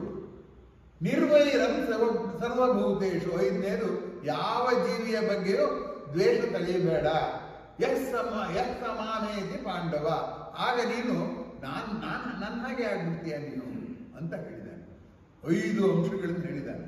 ಈಗ ಆ 5 ಅಂಶಗಳನ್ನ ಸಂಕ್ಷೇಪವಾಗಿ ನಿಮ್ಮೊಂದಿಗೆ ಚರ್ಚೆ ಮಾಡ್ತೇನೆ. ಇಷ್ಟು ವಿಶ್ವರೂಪ ದರ್ಶನ ಮಾಡಿಸಿದ್ದು ದೊಡ್ಡದಿರ್ಬೋದು, ತೀರ್ಮಾನಗಳು 5 ತೀರ್ಮಾನ. 5ನ್ನೇ ಮಾಡಿಬಿಟ್ಟು ಸಾಕು, ಬೇಕಾದಷ್ಟು ಆಯ್ತು ಅಂತ ಒಂಥರ ಏನು ಅದಕ್ಕೇನು ಹೇಳ್ತಾರೆ, ಸಿನಾಪ್ಸಿಸ್ ಅಲ್ಲಿ ಹೇಳಿದ್ದಾನೆ, ಸಿನಾಪ್ಟಿಕ್ ಆಗಿ ಹೇಳಿದ್ದಾನೆ ಕೃಷ್ಣ. ಈಗ ಮೊದಲನೇದಕ್ಕೆ ಬರೋಣ. ಮತ್ ಕರ್ಮ ಕೃತ್ ಅಂತ ಹೇಳ್ತಾನೆ. ನನ್ನ ಕೆಲಸ ಅಂತ ಮಾಡು ಅಂತ. ಯಾಕೆ ಹೇಳ್ದ ನನ್ನ ಕೆಲಸ ಅಂತ ಮಾಡು ಅಂತಂದ್ರೆ, ನನ್ನ ಕೆಲಸ ಅಂದಾಗ ಏನಾಗುತ್ತೆ, ನನಗೆ ಆ ಕೆಲಸದ ಮೇಲೆ ಮೋಹ ಉಂಟಾಗುತ್ತೆ, ನಾನು ಮಾಡಿರೋದು ಅಹಂಕಾರ ಉಂಟಾಗುತ್ತೆ. ಆದ್ದರಿಂದ ನಾನು ನೀನು ಅನ್ನೋದು ಶಾಶ್ವತ ಸತ್ಯವಲ್ಲ, ನಾನು ಅನ್ನೋದೇ ಶಾಶ್ವತ ಸತ್ಯ. ಅದರಿಂದ ನಾನು ಮಾಡಿಸಿದ ಕೆಲಸ ಅಂತ ಮೊದಲು ಅರ್ಥ ಮಾಡ್ಕೋ. 2ನೇ ಅಧ್ಯಾಯದಲ್ಲಿ ಕೃಷ್ಣ ಹೇಳ್ತಾನೆ, ಸರ್ವೈ ಪ್ರಕೃತಿ ಜೈರ್ ಗುಣೈಹಿ. ಎಲ್ಲವೂ ಪ್ರಕೃತಿಯಿಂದ ಬಂದ ಗುಣ. ಪ್ರಕೃತಿ ನನಗೆ ಆಹಾರ ಕೊಡ್ತು, ಹಸಿವು ಕೊಡ್ತು, ಆಹಾರ ಕೊಡ್ತು, ತಿಂದು ಶಕ್ತಿ ಕೊಡ್ತು, ಪ್ರಪಂಚ ತೋರಿಸ್ತು, ಆ ಮಾಯೆಯನ್ನು ಸೃಷ್ಟಿ ಮಾಡ್ತು. ಅಂದ್ಮೇಲೆ ನಾನು ಮಾಡಿದ್ದೇನಿದೆ? ನನ್ನ ಪಾತ್ರ ಅನ್ನೋದು ತುಂಬಾ ಕಡಿಮೆ. ನಾನು ಅನ್ನೋದು ಬರೇ ನನ್ನ ಬೇಕು ಬೇಡಗಳು, ನನ್ನ ವಿಮರ್ಶೆಗಳು. ಇದು ನನಗೆ ಕಷ್ಟ, ಇದು ನನ್ನ ಸುಖ, ಇದೇ ನಾನು ಮಾಡೋದು ಕೆಲಸ. ವಿಶ್ವವನ್ನು ವಿಮರ್ಶಿಸುವವನು ನಾನಲ್ಲ, ನನಗೆ ಆ ತಾಕತ್ತಿಲ್ಲ. ಅದರಿಂದ ನೀನು ನಾನು ಮಾಡ್ತೀನಿ, ನೀನು ತಂದ್ಕೋಬೇಡಯ್ಯ, ನಿನ್ನ ಕೆಲಸ ಅಲ್ಲ ನನ್ನ ಕೆಲಸ ಅಂತ ಮಾಡು ಅಂತ ಹೇಳ್ತಾರೆ. ಮತ್ ಕರ್ಮ ಕೃತ್ ಅಂದ್ರೇನು? ಎಲ್ಲವೂ ಪ್ರಕೃತಿಯಿಂದಲೇ ಮಾಡಿದ್ದು, ಪ್ರಕೃತಿಗೆ ಹೋಗುವಂಥದ್ದು ಅನ್ನೋದನ್ನು ಮರಿಬೇಡ ಅಂತ ಮತ್ ಕರ್ಮ ಕೃತ್ ಅಂದ್ರೆ ಅರ್ಥ. ಯಾವಾಗ ನಾನು ಮಾಡ್ತೀನಿ ನೀನಲ್ವೋ ಅವಾಗ ನನ್ಗೆ ದುಃಖವೂ ಆಗಲ್ಲ, ಸುಖವೂ ಆಗಲ್ಲ. ನನ್ಗೇನಿದೆಯೋ ಅದು ಮಾಡ್ತೀನಿ. ಆದ್ದರಿಂದ ಕೆಲಸ ಮಾಡದೇ ಇರಬೇಡ. ಯಾಕೆಂದ್ರೆ ಪ್ರಕೃತಿನೂ ಬೈಬೇಡ, ಪ್ರಕೃತಿ ನನ್ನ ನೀನು ಪ್ರಚೋದಿಸ್ತು ಅಂತ ನಿನ್ನ ಕೆಲಸವನ್ನ ನಿನ್ನ ನಿಯತಿಯಲ್ಲಿ ನೀನು ಮಾಡ್ತಾ ಹೋಗು. ಆದರೆ ನಿನ್ನ ಕೆಲಸ ಅನ್ಕೋಬೇಡ, ನನ್ನ ಕೆಲಸ ಅನ್ಕೋ ಅಂತ ಮೊದಲನೆಯ ಆದೇಶವನ್ನ ಕೃಷ್ಣ ಕೊಟ್ಟಿದ್ದಾನೆ. ಆದ್ದರಿಂದ ಇಲ್ಲಿ ರಾಮಾಯಣದಲ್ಲೂ ಇದು ಬರುತ್ತೆ, ಅಹಂ ಕರೋಮೀತಿ ವೃತಾಭಿಮಾನ. ನಾನು ಮಾಡ್ತೀನಿ ಅನ್ನೋದು ವೃಥ ಅಭಿಮಾನ ಅಷ್ಟೇ ಹೊರತು ಮಾಡಿಸ್ತಾ ಇರೋದು ಪ್ರಕೃತಿಯೇ ಅಂತ. ಅದೇ ಭಗವದ್ಗೀತೆ 2ನೇ ಅಧ್ಯಾಯ ಸರ್ವಂ ಪ್ರಕೃತಿ ಜೈ ಗುಣ ಹೇಳ್ತಾನೆ. ಹಾಗೆ 12ನೇ ಅಧ್ಯಾಯದಲ್ಲಿ ಕಿವಿ ಮಾತು ಹೇಳ್ತಾನೆ ಕೃಷ್ಣ, ನೀನು ನನ್ನನ್ನೇ ಮನಸ್ಸಲ್ಲಿ ತುಂಬಿಕೊಂಡು ಕೆಲಸ ಮಾಡು. ಅವಾಗ ನಿಮಗೆ ಆ ಹೊರಗಡೆ ಆಗೋ ಬೇಜಾರು ಕಡೆ ನೋಡೋದಕ್ಕೆ ಮನಸ್ಸಲ್ಲಿ ನಮ್ಮ ದೇವರ ಧ್ಯಾನ ಮಾಡ್ತಾ ಇದ್ರೆ ಬೇರೆದು ಬರಕ್ಕೆ ಜಾಗವೇ ಇಲ್ವಲ್ಲ. ನಿಮ್ಗೆ ದುಃಖನೂ ಬರಕ್ಕೆ ಸಾಧ್ಯವಿಲ್ಲ, ಸುಖನೂ ಬರಕ್ಕೆ ಸಾಧ್ಯವಿಲ್ಲ. ಅದರಿಂದ ದುಃಖ ಸುಖನ ಬಿಡಬೇಕಾದ್ರೆ ನನ್ನ ಕೆಲಸ ಅಂತ ಮಾಡೋ, ಅವಾಗ ದುಃಖವೂ ಇಲ್ಲ ಸುಖವೂ ಇಲ್ಲ ಅನ್ನೋವಂಥದ್ದನ್ನ ಹೇಳ್ತಾನೆ ಮೊದಲು. ಅದು ಮಾಡಕ್ಕೆ ನಿಮ್ಮ ಕೈಲಿ ಆಗದೆ ಇದೆ, ಹೋಗ್ಲಿ ಬಿಡಪ್ಪ, ಅಭ್ಯಾಸ ಬಲದ ಮೇಲೆ ಮಾಡಯ್ಯ ಅಂತ 2ನೇ ಚಾಯ್ಸ್ ಕೊಡ್ತಾನೆ. 3ನೇ ಚಾಯ್ಸ್ ಅಭ್ಯಾಸನೂ ನೀವು ಮಾಡೋಕ್ಕಾಗಲ್ವಾ, ಮದ್ ಕರ್ಮ ಪರಮಂ ಅಂತ ಬರುತ್ತೆ, ಪರಮಂ ಭವ ಅಂತ. ಅದು ಎಷ್ಟನೇ ಶ್ಲೋಕ ಅಂದ್ರೆ 12ನೇ ಅಧ್ಯಾಯದ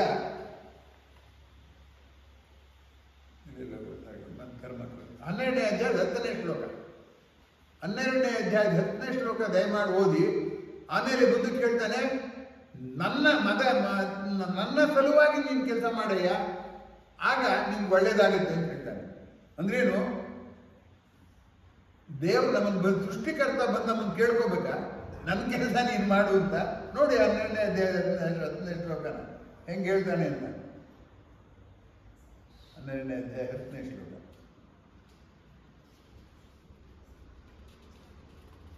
ಹಾಗಾಗಿ 11ನೇ ಅಧ್ಯಾಯ ಬೇರೆ ಅಧ್ಯಾಯದ ಶ್ಲೋಕಗಳ ಜೊತೆಯಲ್ಲಿ ತುಂಬಾ ಚೆನ್ನಾಗಿ ತೊಳಕು ಹಾಕೊಂಡ್ಬಿಟ್ಟಿದೆ. ನಾವು ಅದನ್ನು ಗಮನಿಸಿಲ್ಲ. ನೋಡಿ, ಹೀಗೆ ಹೇಳ್ತಾನೆ, ಅಭ್ಯಾಸೇಪಿ ಅಸಮರ್ಥೋಸಿ ಮತ್ಕರ್ಮ ಪರಮೋಭವ. ನನ್ನ ಪರಮಾತ್ಮನ ಕೆಲಸ ಮಾಡೋಕೆ ನಾನು ಬದುಕಿದ್ದೀನಿ ಅಂತ ಅದೇ ಶ್ರೇಷ್ಠ ಅಂತ ಭಾವಿಸುವಂತ. ಅನೇಕ ವೇಳೆ ನಮಗೂ ಅನ್ಸುತ್ತಲ್ವಾ? ಈಗ ನನಗೆ ತಗೊಳ್ಳಿ, ನಾನಂದ್ರೆ ಸತ್ರ ಯಾರು ಒಳಗೋದಿಲ್ಲ, ನಾನು ಚೆನ್ನಾಗಿದ್ದರೆ ನೋಡಿ ನಗೋರಿಲ್ಲ, ನಮ್ಮ ಆತ್ಮೀಯರೆಲ್ಲ ಸತ್ತೋಗಿದ್ದಾರೆ, ನಾನು ಯಾಕಾದ್ರೂ ಬದುಕಿದ್ದೀನಿ ಅಂತ ಅನ್ಕೋತೀನಿ ನಾನು. ಆದರೆ DVG ಹೇಳ್ತಾರೆ, ಯಾವ ಋಣಕ್ಕೋ ಸುಖವೋ, ಯಾರ ಸುಖಕ್ಕೋ ಸುಖವೋ, ಯಾವ ಕಾರಣದಿಂದ ಯಾವ ಯೋಜನೆಯೋ ನೋವ ನೀ ಪಡುವುದೇ ದೈವೇಚ್ಛೆಯಾಗಿರದೆ ದೈವ ಕುರುಡೆನ್ನದಿರು ಮಂಕುತಿಮ್ಮ ಅಂತ. ನೋಡಿ, ಮದರ್ಥಮಪಿ ಕರ್ಮಾಣಿ, ನನ್ಗೋಸ್ಕರ ಮಾಡಯ್ಯ, ನಿಂಗೋಸ್ಕರ ಮಾಡಬೇಡ. ಕುರುವನ್ ಸಿದ್ಧಿ ಅವಾಪ್ಯಸಿ, ನನ್ಗೋಸ್ಕರ ಕೆಲಸ ಮಾಡಿದ್ರು ಕೂಡ ನಿಮಗೆ ಸಿದ್ಧಿ ಆಗುತ್ತೆ ಅಂತ 12ನೇ ಅಧ್ಯಾಯದ 10ನೇ ಶ್ಲೋಕದಲ್ಲಿ ಕೃಷ್ಣ ಹೇಳ್ತಾನೆ ಎನ್ನುವಾಗ ಮತ್ಕರ್ಮ ಕುರು ಅನ್ನೋದು ಎಷ್ಟು ಕಾಡಿದೆ ಅನ್ನುವಂಥದ್ದನ್ನ ಗಮನಿಸಬೇಕು. ಅದನ್ನ ಅನೇಕ ಕವಿಗಳು, ಮಂಕುತಿಮ್ಮನ ಕಗ್ಗ ಎಲ್ಲವೂ ಅದನ್ನ ಘೋಷಿಸ್ತಾ ಇವೆ. ಅದರ ಪರಂಪರೆಯಲ್ಲಿ ಬಂದವರು ನೋಡಿ ಈ ಸಾಹಿತ್ಯಗಳೆಲ್ಲ. ದೇವರೇಂದ್ರ ಕೊಡ್ಲಣ್ಣ, ಕೊಡದಿದ್ರೆ ಬುಳ್ಳಣ್ಣ, ನಾವಂತೂ ಅವನಿಗೇನೆ ಬಚ್ಚ, ಅವನ ಹಾಕಿ ತಾಳ್ದಂಗೆ ಕಡು ಮುಚ್ಕೊಂಡು ಏಳ್ದಂಗೆ ಕುಣಿಯೋದೇ ರತ್ನನ್ ಪ್ರಪಂಚ. ಎಂಟುಕುಟ್ಟು ರತ್ನನ್ ಪದ್ಯದೆ ಕೊನೆ ಪದ್ಯ ಇದು. ದೇವರೇಂದ್ರ ಕೊಡ್ಲಣ್ಣ, ಕೊಡದಿದ್ರೆ ಬುಳ್ಳಣ್ಣ, ನಾವಂತೂ ಅವನಿಗೇನೆ ಬಚ್ಚ. ಮತ್ಕರ್ಮ ಕೃತ್ ಹೆಂಗ್ ಬಂದಿದೆ ನೋಡಿ, ಅವನ ಹಾಕಿ ತಾಳ್ದಂಗೆ ಕಡು ಮುಚ್ಕೊಂಡು ಏಳ್ದಂಗೆ ಕುಣಿಯೋದೇ ರತ್ನನ್ ಪ್ರಪಂಚ. ನಾವು ರತ್ನನ್ ಪದ ಓದಾಗ ಭಗವದ್ಗೀತೆ ಜ್ಞಾಪಕ ಬರಲ್ಲ, ಭಗವದ್ಗೀತೆ ಓದಿದಾಗ ರತ್ನನ್ ಪದ ಜ್ಞಾಪಕ ಬರಲ್ಲ. ಯಾಕೆ ಈ ಗೋಳು ನಮಗೆ? ಯಾಕೆಂದ್ರೆ ನಾವು ಎಲ್ಲವನ್ನೂ ನೋಡ್ತೀವಿ, ನಮ್ಗೆ ಸೈಟ್ ಸೀಯಿಂಗ್ ಇದೆ, ವಿಷನ್ ಇಲ್ಲ. ವಿಷನ್ನೇ ಇಲ್ಲದ್ಮೇಲೆ ರಿವಿಷನ್ನೂ ಇಲ್ಲ ಅಲ್ವಾ? ಅದು ಹಿಂದಿನ ಪದ್ಯ ತಗೊಳ್ಳಿ. ನಾನು ನಮ್ಮ ಗುರುಗಳು JP ರಾಜ್, ಗಣೇಶ ನನ್ನೊಂದು ಗುರು, ನಮ್ಮ ಗುರುಗಳು JP ರಾಜ್ ತೊಡೆ ಮೇಲೆ ಕೂತ್ಕೊಂಡು ಅವ್ರ ಕೈಲಿ ಬೈಸ್ಕೊಂಡು ಅವ್ರ ಕೈ ಬೆಂತಟ್ಟಿಸ್ಕೊಂಡು ನಾನು. ಅವ್ರು ಹೇಳ್ತಾರೆ, ಎಷ್ಟು ಚೆನ್ನಾಗಿ ಹೇಳ್ತಾರೆ ಅಂತಂದ್ರೆ, ದುಃಖಿಲ್ಲ, ದಾದಿಲ್ಲ, ನಮಗಾದ್ರಾಗ ಪಾಲಿಲ್ಲ, ನಾವು ಕಂಡಿಲ್ಲ ಟಂಚ ವಂಚ. ನೋಡಿ, ದುಃಖ ನಾವು ಅದೆಲ್ಲ ಮಾತಾಡ್ಬಿಡಿ, ನಮ್ಗೆ ಅದೆಲ್ಲ ಸಂಬಂಧಪಟ್ಟ ಇಲ್ಲ. ಅಂದ್ಕೊಂಡು ಸುಖವಾಗಿ ಕಷ್ಟಕ್ಕೆ ನೆಗಮುಖವಾಗಿ ಬಾಳೋದೇ ರತ್ನನ್ ಪ್ರಪಂಚ. ದುಃಖ ಜಮನೂ ಮಾಡೋದು ಬೇಡ, ಕಷ್ಟಕ್ಕೂ ಇದು ನಿನ್ನ ಪ್ರಸಾದ ಅಂತ ಬಾಳೋದೇ ರತ್ನನ್ ಪ್ರಪಂಚ ಅಂತ ಹೇಳ್ತಾರೆ. ವೀರಶೈವ ಧರ್ಮದಲ್ಲಿ ಪ್ರಾಸಾದಿಗಳು ಅಂತಿದ್ದಾರೆ. ಅಂದ್ರೆ ನಾವು ಕಷ್ಟ ಕೊಡ್ತೀಯಾ, ನನ್ನ ಪಾಪ ಕಳೆಯೋದಕ್ಕೋಸ್ಕರ ನೀನು ಕೊಟ್ಟಿದ್ಯಾ, ಇಸ್ಕೋತೀನಿ, ಪ್ರೀತಿಯಾಗಿ ಇಸ್ಕೋತೀನಿ. ಸುಖ ಕೊಡ್ತೀಯಾ, ಅದು ಇಸ್ಕೋತೀನಿ ಅಂತ. ಕಷ್ಟ ಬಂದಾಗ ನನ್ನ ಸಾಮರ್ಥ್ಯ ಏನು ಅಂತ ಪ್ರಪಂಚಕ್ಕೆ ದೇವರಿಗೆ ತೋರ್ಸೋಕೆ ಇಷ್ಟ ಆಗ್ಬಿಡುತ್ತೆ. ಅದಕ್ಕೆ ಕಷ್ಟ ಕೊಟ್ಬಿಟ್ಟು ನೋಡಿ, ಈ ಕಷ್ಟ ಇವನಿಗೆ ಎದುರಿಸ್ತಾನೆ, ಇವನೆಂತ ಶಕ್ತ ಅಂತ ತೋರ್ಸಕ್ ಕೊಟ್ಟಿರ್ತಾನೆ ಕಷ್ಟ. ಸುಖ ಕೊಟ್ರೆ ನೀನ್ ಜಂಬ ಮಾಡ್ತೀಯೋ ಏನ್ ಮಾಡ್ತೀಯ ಅಂತ ಪರೀಕ್ಷೆ, ಆತ್ಮವಿಶ್ವಾಸ ಕಳ್ಕೊಂಡ್ಬಿಡ್ಬೇಡ, ಉಳಿಸ್ಕೊ ಅಂತ ಆತ್ಮವಿಶ್ವಾಸ ಕೊಡ್ಸೋದಕ್ಕೋಸ್ಕರ ಸುಖ ಕೊಡ್ತಾನೆ. ಅದು ಬಿಟ್ಬಿಟ್ಟು ನಂಗೆ ಯಾಕೆ ಕಷ್ಟ ಬಂತು ಅದನ್ನ ಹೋಗಿಸ್ಕೋತೀನಿ, ನಂಗೆ ಯಾಕೆ ಸುಖ ಬಂತು ಅದನ್ನ ಜಾಸ್ತಿ ಮಾಡ್ಕೋತೀನಿ ಅಂತ ಹೋದಾಗ ಮತ್ಕರ್ಮ ಕೃತ್ತಲ್ಲ, ಮತ್ ಸುಖ, ಮತ್ ಕಷ್ಟ ನಾನ್ ಮಾಡ್ತೀನಿ, ನಾನು ನನ್ನ ಈಚೆಗೆ ಬರ್ಬೇಕಾದ್ರೆ ಇರೋದು ಒಂದೇ ದಾರಿ, ಏನು? ಮತ್ಕರ್ಮ ಕೃತ್. ಎರಡನೇದು ಮತ್ ಪರಮ, ನಾನು ಶ್ರೇಷ್ಠ ಅನ್ನೋ ಭಾವನೆಯಿಂದ ಮಾಡುವಂಥದ್ದು ಅನ್ನುವಂಥದ್ದು.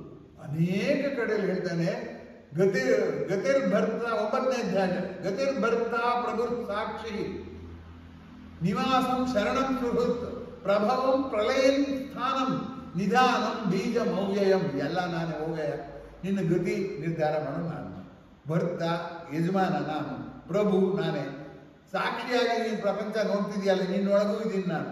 ಎಲ್ಲರೂ ದೈವಾಂಶ ಸಂಭೂತರೆ. ಯಾಕೆಂದ್ರೆ 15ನೇ ಅಧ್ಯಾಯದಲ್ಲಿ ಕೃಷ್ಣ ಹೇಳಿದ ಮಮೈವಾಂಶೋ ಜೀವಲೋಕೆ ಅಂತ. ಅದರಿಂದ ನಿಧಾನಂ ಬೀಜಂ, ನಿನಗೆ ತಂದೆ ಯಾರು? ಅವ್ರ ತಂದೆ ಯಾರು? ಅವರು ಎಲ್ಲರಿಗೂ ತಂದೆ ಯಾರು? ನಾನು ಅಂತ ಹೇಳುವಾಗ ಇಲ್ಲಿ ಮತ್ ಪರಮಂ ಅಂತ ಅನ್ನುವಂಥದ್ದಕ್ಕೆ ಭಗವದ್ಗೀತೆಯಲ್ಲಿ ಇಟ್ಟಾಡುವಷ್ಟು ಉದಾಹರಣೆಗಳು ಸಿಗುತ್ತೆ. ಅದರಿಂದ ನಾವು ಭಗವದ್ಗೀತೆಯನ್ನ ಬಿಡಿಯಾಗಿ ಓದಿ ಆಮೇಲೆ ಎಲ್ಲೆಲ್ಲಿಗೆ ಸಂಪರ್ಕ ಇದೆ, ಮತ್ತೆಲ್ಲಿ ಕೃಷ್ಣ ಪುನರಾವರ್ತನೆ ಮಾಡ್ತಿದ್ದಾನೆ ಅಂತ ಸಂಪರ್ಕ ಕಲ್ಪಿಸ್ಕೊಳ್ದೆ, ಇದು 11ನೇ ಅಧ್ಯಾಯದ ಅಭಿಯಾನ. ಎರಡನೇ ಅಧ್ಯಾಯ ಶ್ಲೋಕ ನಾನು ಜ್ಞಾಪಿಸ್ಕೊಳ್ಳೋದಿಲ್ಲ, 3ನೇ ಅಧ್ಯಾಯ ಶ್ಲೋಕ ಜ್ಞಾಪಿಸ್ಕೊಳ್ಳಲ್ಲ ಅಂತ ಏನಾದ್ರು ನೀವು ಅನ್ಕೊಂಡ್ರೆ ಅವಾಗ 11ನೇ ಅಧ್ಯಾಯವೂ ಅರ್ಥವಾಗುತ್ತೆ. ಮತ್ ಕರ್ಮ ಕೃತ್ ಮತ್ ಪರಮ, ನಾನೇ ಶ್ರೇಷ್ಠ, ಎಲ್ಲವೂ ನನ್ನ ಕೈಗೆ ಹೊರತು ಅಂತ ಮೊದಲೇ ಹೇಳ್ಬಿಡ್ತಾನೆ ಕೃಷ್ಣ. ಅವನು ಹೇಳಿದ್ದೇನು, ನಾನು ಎಲ್ಲರೂ ನಮ್ಮ ಬಂಧು ಬಾಂಧವರನ್ನೆಲ್ಲ ಸಾಯಿಸೋದು ಅಂದ್ರೆ 2ನೇ ಅಧ್ಯಾಯ ಮೊದಲನೇ ಶ್ಲೋಕದಲ್ಲಿ ಗತಾಸು ನಗತಾಸುಂಶ್ಚ ನಾನು ಶೋಚಂತೆ ಪಂಡಿತ. ಪಂಡಿತನಾದವನು ಸತ್ತೋರ್ಗಾಗ್ಲಿ ಬದುಕಿರೋರ್ಗಾಗ್ಲಿ ದುಃಖ ಪಡಲ್ಲ. ಯಾಕಂದ್ರೆ ನೀ ಸಾಯಿಸಿದವನು ನೀನೆಲ್ಲ ಎರಡು ನೀನ್ ಯಾಕೆ ಅಂತ ಏನ್ ಮಾಡ್ತೀಯ ಅಂದ್ರೆ, ಸಂಧ್ಯಾ ವಂದನೆ ಮಾಡೋರಿಗೆ ಗೊತ್ತಿದೆ. ಸೂರ್ಯನ ಬಗ್ಗೆ ಹೇಳುವಾಗ ಸೂರ್ಯಶ್ಚ ಮಾಮುನ್ಯಶ್ಚ ಮನ್ಯುಪತಯಶ್ಚ ಮನ್ಯುಕೃತೇಭ್ಯ ಪಾಪೇಭ್ಯೋ ರಕ್ಷಂತ ಅಂತ ನಾವು ಪ್ರತಿ ದಿವಸ ಹೇಳ್ಕೊತೀವಿ ಬೆಳಗ್ಗೆ ಸಾಯಂಕಾಲ. ಮನ್ಯುಪತೆ ಅಂದ್ರೇನು? ಕಳ್ಳರು ಒಡೆಯ ಅಂತ. ಮನ್ಯುಕೃತೆ ಕೋಪದ ಒಡೆಯ ಅಂತ. ಮನ್ಯು ಅಂದ್ರೆ ಕಳ್ಳ ಅಂತ ಆಗುತ್ತೆ, ಕೋಪ ಅಂತ ಆಗುತ್ತೆ. ಮನ್ಯುಕೃತೇಭ್ಯ ಕೋಪದಲ್ಲಿ ಹೇಳೋ ಮಾತನ್ನ ಪಾಪೇಭ್ಯೋ ರಕ್ಷಂತ. ಯಾರು ರಕ್ಷಿಸ್ಬೇಕು? ನನಗೆ ಕೋಪ ಕೊಟ್ಟವನೇ ರಕ್ಷಿಸ್ಬೇಕು. ನನ್ ಕೋಪ ಯಾವಾಗ ಬಂತು? ನನ್ಗೆ ಹೊಟ್ಟೆ ತುಂಬಿದಾಗ ಬಂತು, ನನಗೆ ಅಧಿಕಾರ ಸಿಕ್ಕಾಗ ಬಂತು ಅಲ್ವಾ? ಇಲ್ಲಿ ಹೊಟ್ಟೆ ಹತ್ತಿದ್ರೆ ಇತ್ತು ಕೋಪ, ಅವಾಗಲೂ ಒಂಥರ ಕೋಪ ಬರುತ್ತೆ, ಅದು ಬೇರೆ. ಹಾಗಾಗಿ ಮತ್ಕರ್ಮ ಮತ್ ಪರಮೋ, ನನ್ನನ್ನು ಪರಮಾನ್ ಭಾಸು ಅಂತ. ಮುಂದಕ್ಕೆ ಮದ್ಭಕ್ತ. ಭಕ್ತ ಅಂದ್ರೆ ಏನಪ್ಪಾ ಅಂದ್ರೆ ವಿಭಕ್ತಿ ಅಂದ್ರೆ ವಿಭಾಗ ಮಾಡುವಂಥದ್ದು. ಭಕ್ತ ಅಂದ್ರೆ ನಾನು ನೀನು ಒಂದೇ ಅಂತ. ಅದಕ್ಕೋಸ್ಕರ ನೀನು ದೇಹವಾಗಿ ಶಾಂತವಾಗಿ ಜಗತ್ತನ್ನು ನೋಡು, ಆದ್ರೆ ಅನಂತದ ಜೊತೆಯಲ್ಲಿ ನಿನ್ನನ್ನು ಗುರುತಿಸ್ಕೋ. ಗುಣದಲ್ಲಿ ಪ್ರಪಂಚವನ್ನು ನೋಡು, ಗುಣದ ಇದರಲ್ಲಿ ನನ್ನನ್ನ ಗುರುತಿಸ್ಕೋ ಅಂತ ಅಂದ್ಬಿಟ್ಟು ಹೇಳಿರುವಂಥದ್ದು ಮದ್ಭಕ್ತ ಅಂತ. ಅದನ್ನ 14ನೇ ಅಧ್ಯಾಯದ 19ನೇ ಶ್ಲೋಕದಲ್ಲಿ ಮದ್ಭಾವಂ ಸೋಧಿಗಚ್ಚತಿ ಅಂತಿದೆ. 14ನೇ ಅಧ್ಯಾಯದ 2ನೇ ಶ್ಲೋಕದಲ್ಲಿ ಮಮ ಸಾಧರ್ಮ ಆಗತಃ, ನನ್ನ ಸ್ವಭಾವನಾಗ್ಬಿಡ್ತೀಯ ನೀನು ಅಂತ ತ್ರಿಗುಣ 14ನೇ ಅಧ್ಯಾಯ ತ್ರಿಗುಣಗಳ ವರ್ಣನೆ ಇದೆ. ಸಾತ್ವಿಕ, ರಾಜಸ, ತಾಮಸದ್ದು. ಅದರಲ್ಲಿ ಹೇಳ್ತಾರೆ 2ನೇ ಅಧ್ಯಾಯದಲ್ಲಿ ನೀನು ಈ ಗುಣಗಳನ್ನ ಮೀರಿಬಿಟ್ರೆ ನನ್ನಾಗೆ ಆಗ್ಬಿಡ್ತೀಯ ಕಣಯ್ಯ, ಮಮ ಸಾಧರ್ಮಮಾಗತ ಅಂತಾನೆ. 19ನೇ ಶ್ಲೋಕದಲ್ಲಿ ಏನ್ ಹೇಳ್ತಾನೆ ಅಂತಂದ್ರೆ 19ನೇ ಶ್ಲೋಕದಲ್ಲಿ ಮದ್ಭಾವಂ ಸೋದಿಗಚ್ಚತಿ, ನನ್ನ ಭಾವಕ್ಕೆ ನೀನು ಬಂದ್ಬಿಡ್ತೀಯಾ ಅಂತ ಹೇಳ್ತಾನೆ ಕೃಷ್ಣ. ಸೊ ಹೀಗಾಗಿ ಮದ್ಭಕ್ತ ಅನ್ನೋದಕ್ಕೂ ಕೂಡ ಅನೇಕ ಕಡೆ ಕೃಷ್ಣ ಮತ್ತೆ ಮತ್ತೆ ಪ್ರಸ್ತಾಪಿಸಿರೋದು ಉಂಟು. ಅಂದ್ರೆ ಏನಂತ, ನಾವು ವಿಶ್ವ ರೂಪ ದರ್ಶನ ಮಾಡದೆ ಹೋದ್ರು, ವಿಶ್ವರೂಪ ದರ್ಶನ ಮುಂಚೆಯೇ ಕೃಷ್ಣ ಮಾತಿನ ಮೂಲಕ ಹೇಳಿದ್ದನ್ನೇ ಇಲ್ಲೂ ಕೂಡ ಪುನರಾವರ್ತನೆ ಮಾಡಿದ್ದಾನೆ. ಆದ್ರೆ ಅರ್ಜುನನಿಗೆ ಆ ದರ್ಶನದಿಂದ ಇನ್ನೊಂದಿಷ್ಟು ಮನಸ್ಸು ಸ್ಪಷ್ಟ ಆಗಲಿ ಅಂತ ಅಡಿಗೆರೆ ಹಾಕಿದ್ದಾನೆ ಹೊರತು ನಂಗೆ ತೋರಿಸಿಲ್ಲ, ನನ್ಗೆ ಜವಾಬ್ದಾರಿ ಇಲ್ಲ, ನಾನು ಹೀಗೆ ಇರೋನೆ ಅಂತ ಅನ್ನೋ ಹಾಗಿಲ್ಲ ನಾವು. ಹಾಗಾಗಿ ಅದ್ ಮಾಡ್ತಾರೆ ಸಂಘವರ್ಜಿತ ಅಂತ ಹೇಳ್ತಾನೆ.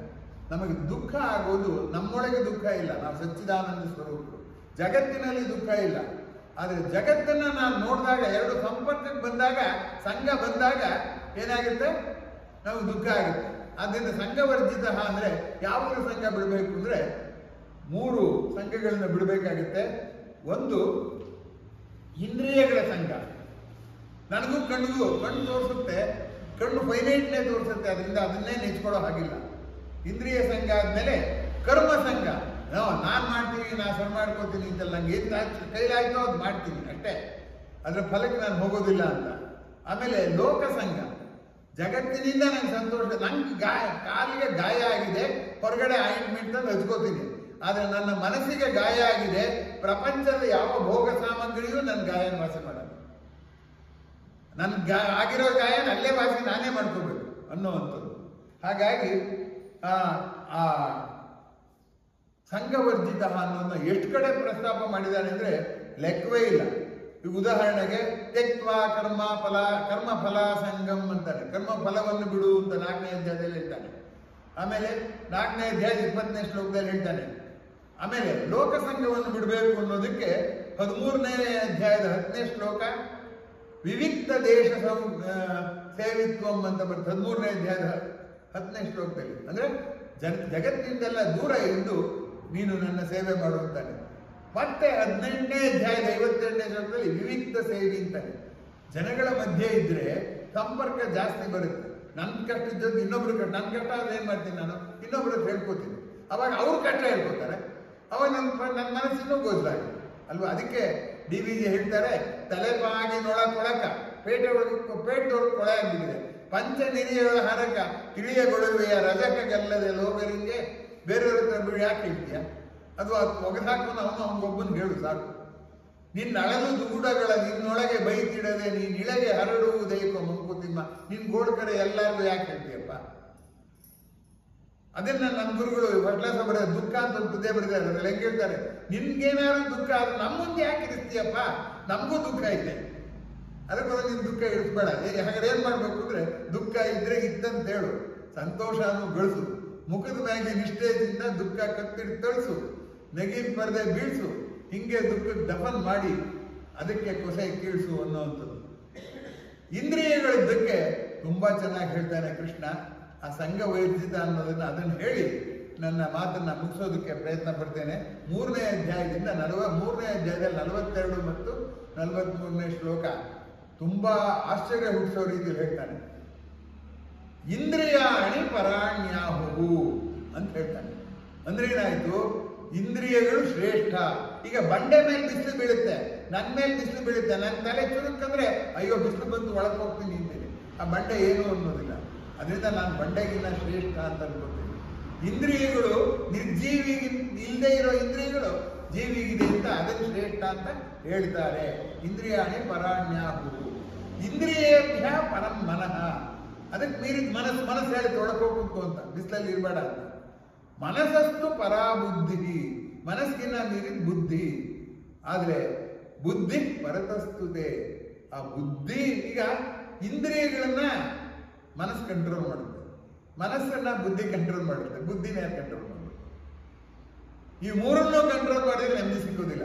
ಇಂದ್ರಿಯಗಳು ಏನ್ ಮಾಡುತ್ತೆ, ಇದು ಚೆನ್ನಾಗಿದೆ, ಇದು ಚೆನ್ನಾಗಿಲ್ಲ. ಊಟಕ್ಕೆ ಕೂತ್ಕೊಂಡ್ರೆ ಯಾವುದು ಆಹಾರ ಪೋಷಕಾಂಶ ಇದೆ ಅಂತೆಲ್ಲ ನಾವು ನೋಡೋದು, ಯಾವ್ದು ರುಚಿಯಾಗಿದೆ ಅಲ್ವಾ. ಮನಸ್ಸು ಸೀಳುತ್ತೆ ಪ್ರಪಂಚನ, ಒಳ್ಳೆಯದು ಕೆಟ್ಟದ್ದು ಸುಂದರ ಕುರೂಪ ಅಂತ ಮನಸ್ಸು ಸೀಳುತ್ತೆ. ಇದು ಸುಖ, ಇದು ಕಷ್ಟ, ಇದು ನಂಗೆ ಇಷ್ಟ ಇದೆ, ಇದು ಇಷ್ಟ ಇಲ್ಲ ಅಂತ. ಬುದ್ಧಿನೂ ಸೀಳುತ್ತೆ, ಇದು ಸರಿ ಇದು ತಪ್ಪು ಅಂತ. ಈ ಮೂರನ್ನೂ ಕಂಟ್ರೋಲ್ ಮಾಡ್ಬೇಕಲ್ಲ. ಯಾವಾಗ ಹೇಗೆ ಮಾಡೋದು? ಏವಂ ಬುದ್ಧೇ ಪರಂ ಬುದ್ಧ. ಈ ಬುದ್ಧಿಗೆ ಮೀರಿದ್ದೊಬ್ಬ ಇದೆ, ಅದೇ ವಿಶ್ವರೂಪ ದರ್ಶನದ ಪರಮಾತ್ಮ. ಜೀವಾತ್ಮ ಇದ್ರೆ ಅದು ಪರಮಾತ್ಮ. ಅದೇ ಪರಮಾತ್ಮ ಪ್ರಜ್ಞೆಯಿಂದ ಜೀವಾತ್ಮದ ದ್ವಂದ್ವಗಳನ್ನ ನಿವಾರಿಸ್ಕೋಬೇಕು ಅನ್ನುವಂಥದ್ದನ್ನ ಏನ್ ಹೇಳ್ತಾರೆ ಅವರು ಅಂತಂದ್ರೆ, ನಿರ್ವೈರಂ ಸಂಘವರ್ಜಿತ, ಎಲ್ಲಾದ್ರ ಸಂಘವನ್ನು ಬಿಡಬೇಕು ಅನ್ನುವಂಥದ್ದು. ನಿರ್ವೈರಂ ಸರ್ವಭೂತಾನಾಂ ಅಂದ್ರೆ, ನಾವು ಒಳ್ಳೆಯವರು ಕೆಟ್ಟವರು ಅಂತ ನಾವು ಹೇಳ್ತೀವಲ್ಲ, ಈ ಮನುಷ್ಯ ತುಂಬಾ ಒಳ್ಳೆಯವ್ರು ಬಿಡಿ ನಂಗೆ ಗೊತ್ತು, ಇನ್ನೊಬ್ಬನ ಕೆಟ್ಟವರು ಅಂತ ಅವ್ರ ಗುಣವನ್ನ ಆಧರಿಸಿ ನಾವು ತೀರ್ಮಾನ ಮಾಡ್ತೀವಿ. ಆದ್ರೆ ಹುಟ್ಟಿದಾಗ ಎಲ್ರಿಗೂ ಒಂದೇ ಅಲ್ವಾ? ಹುಟ್ಟಿದಾಗಿರೋ ಗುಣ ಸತ್ತೋದ್ಮೇಲೆ ಎಲ್ಲ ಗುಣ ಒಂದೇ ಅಲ್ಲ. ಮರಣಾಂತ ವೈರಾಮಿ ಅಂತ ರಾಮಾಯಣದಲ್ಲೇ ಬರುತ್ತೆ. ಹಾಗಾದ್ರೆ ಗುಣ ಅನ್ನೋದೇನು?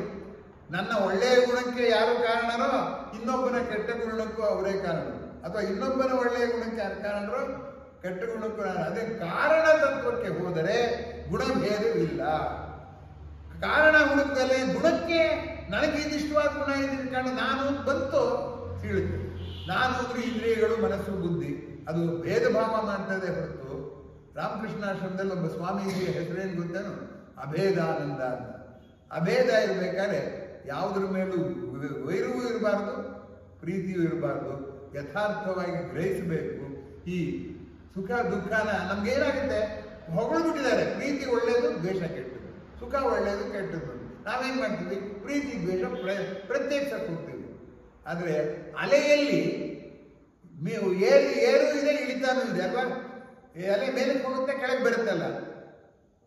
ಈ ಮೇಲಕ್ಕೆ ಹೋಗೋದು ಕೆಳಗೆ ಬರೋದನ್ನ ಪ್ರತ್ಯೇಕಿಸಕ್ಕಾಗತ್ತ? ಅದು ಒಂದೇ ಅಲೆಯ ಒಂದು ಭಾಗ. ಎಲ್ಲರಲ್ಲೂ ಇರೋದು ನೀರೇ. ಮೇಲೆ ಹೋಗಿದ್ದು ಅದೇ ನೀರೇ, ಕೆಳಗೆ ಬಂದಿದ್ದು ಅದೇ ನೀರೇ. ನೀರಿನ ಪ್ರಜ್ಞೆ ಇದ್ದರೆ ಏರು ಇಳಿಕೆಗಳ ಪ್ರಜ್ಞೆ ಹೋಗುತ್ತೆ. ಏರು ಇಳಿಕೆಗಳ ಪ್ರಜ್ಞೆ ಇದ್ರೆ ನೀರಿನ ಪ್ರಜ್ಞೆ ಹೋಗುತ್ತೆ.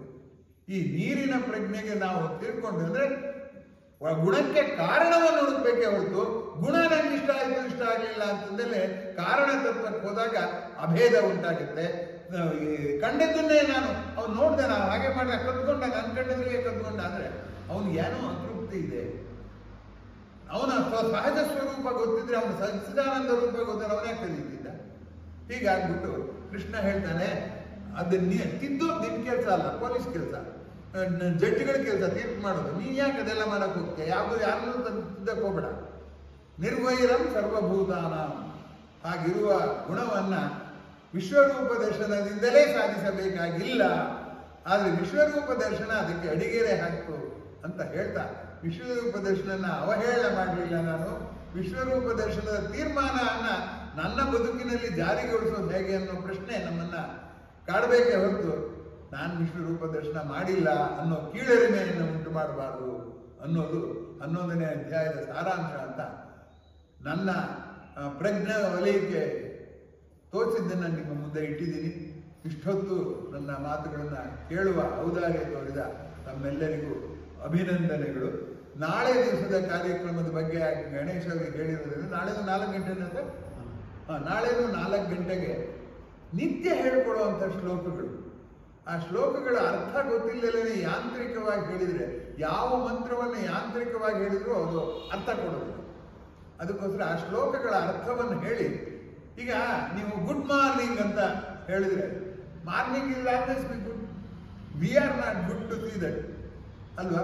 ಹಾಗೆ ಹೇಳೋದಕ್ಕಿಂತ ಉತ್ತಿಷ್ಟೋತ್ತಿಷ್ಟ ಗೋವಿಂದ ಅಂತ ಹೇಳೋದಾಗ್ಲಿ, ಕೌಸಲ್ಯ ಸುಪ್ರಜಾರಾಮ ಅಂತ ಹೇಳೋದಾಗ್ಲಿ ಯಾಕೆ ಒಳ್ಳೆಯದು? ಇದರಲ್ಲಿ ಏನಿದೆ, ಅದರಲ್ಲಿ ಏನಿದೆ ಅನ್ನುವಂಥದ್ದನ್ನು ನೋಡಿದಾಗ, ಆ ಶ್ಲೋಕದ ಅರ್ಥ ನಮಗೆ ಗೊತ್ತಾದಾಗ, ತಂದೆ ತಾಯಿಯರಿಗೆ ಮಕ್ಕಳಿಗೆ ಹೇಳಿಕೊಡೋದಕ್ಕೆ ಉತ್ಸಾಹ ಬರುತ್ತೆ. ಕಲಿಯುವ ಮಕ್ಕಳಿಗೂ ಕೂಡ ಅರ್ಥ ಸಮೇತ ತಿಳ್ಕೊಂಡಾಗ ಉತ್ಸಾಹ ಬರುತ್ತೆ ಅಂತ ಅಂದ್ಕೊಂಡು ಆ ವಿಷಯವನ್ನು ನಾಳೆ ಪ್ರಸ್ತಾಪ ಮಾಡ್ತಾ ಇದ್ದೇನೆ. ಬ್ರಹ್ಮಜ್ಞಾನದ ಬಗ್ಗೆ ಒಂದು ವಿಶ್ವವಿದ್ಯಾನಿಲಯ ಮಾಡಬೇಕು ಅಂತ ತೀರ್ಮಾನ ಮಾಡಿದ್ರಂತೆ. ಅದಕ್ಕೆ ಯಾರನ್ನ ವೈಸ್ ಚಾನ್ಸಲರ್ ಮಾಡಬೇಕು, ಅತಿ ದೊಡ್ಡ ಜ್ಞಾನಿ ಯಾರು ಅಂತ ಹುಡುಕಿದ್ರೆ ಕೊನೆಗೆ ತೀರ್ಮಾನಕ್ಕೆ ಬಂದಿರುತ್ತೆ, ಪರಮಾತ್ಮನೂ ನೋಡ್ತಾನೆ, ಲೋಕನೂ ನೋಡ್ತಾನೆ, 1 ನಿಮಿಷ ಸುಮ್ಮನಿರಲ್ಲ, ತ್ರಿಲೋಕ ಸಂಚಾರಿ ನಾರದೇ ಸೇರಿದ್ದಕ್ಕೆ ಬ್ರಹ್ಮಜ್ಞಾನಕ್ಕೆ ಅಂದ್ಬಿಟ್ಟು ನಾರದನ ಹತ್ರ ಹೋಗಿ ಹೇಳಿದ್ರಂತೆ, ನೋಡಿ ಈಗ ಒಂದು ವಿಶ್ವವಿದ್ಯಾಲಯ ಆ ಥರ ಬ್ರಹ್ಮಜ್ಞಾನದ ಅಧ್ಯಯನ ಮಾಡೋದಕ್ಕೆ ಮಾಡಬೇಕು ಅಂತ ಇದ್ದೀವಿ ಅಂತ ಮೊದಲು ಕೇಳ್ಕೋಬೇಕಲ್ಲ. ಅದಕ್ಕೆ ನಾರದ ಹೇಳಿದ, ತುಂಬ ಚೆನ್ನಾಗಿದೆ, ನಾನು ಬಂದು ಅದಕ್ಕೆ ಸ್ಟೂಡೆಂಟ್ ಆಗಿ ಜಾಯಿನ್ ಆಗ್ತೀನಿ ಅಂತ ಹೇಳಿದಂತೆ.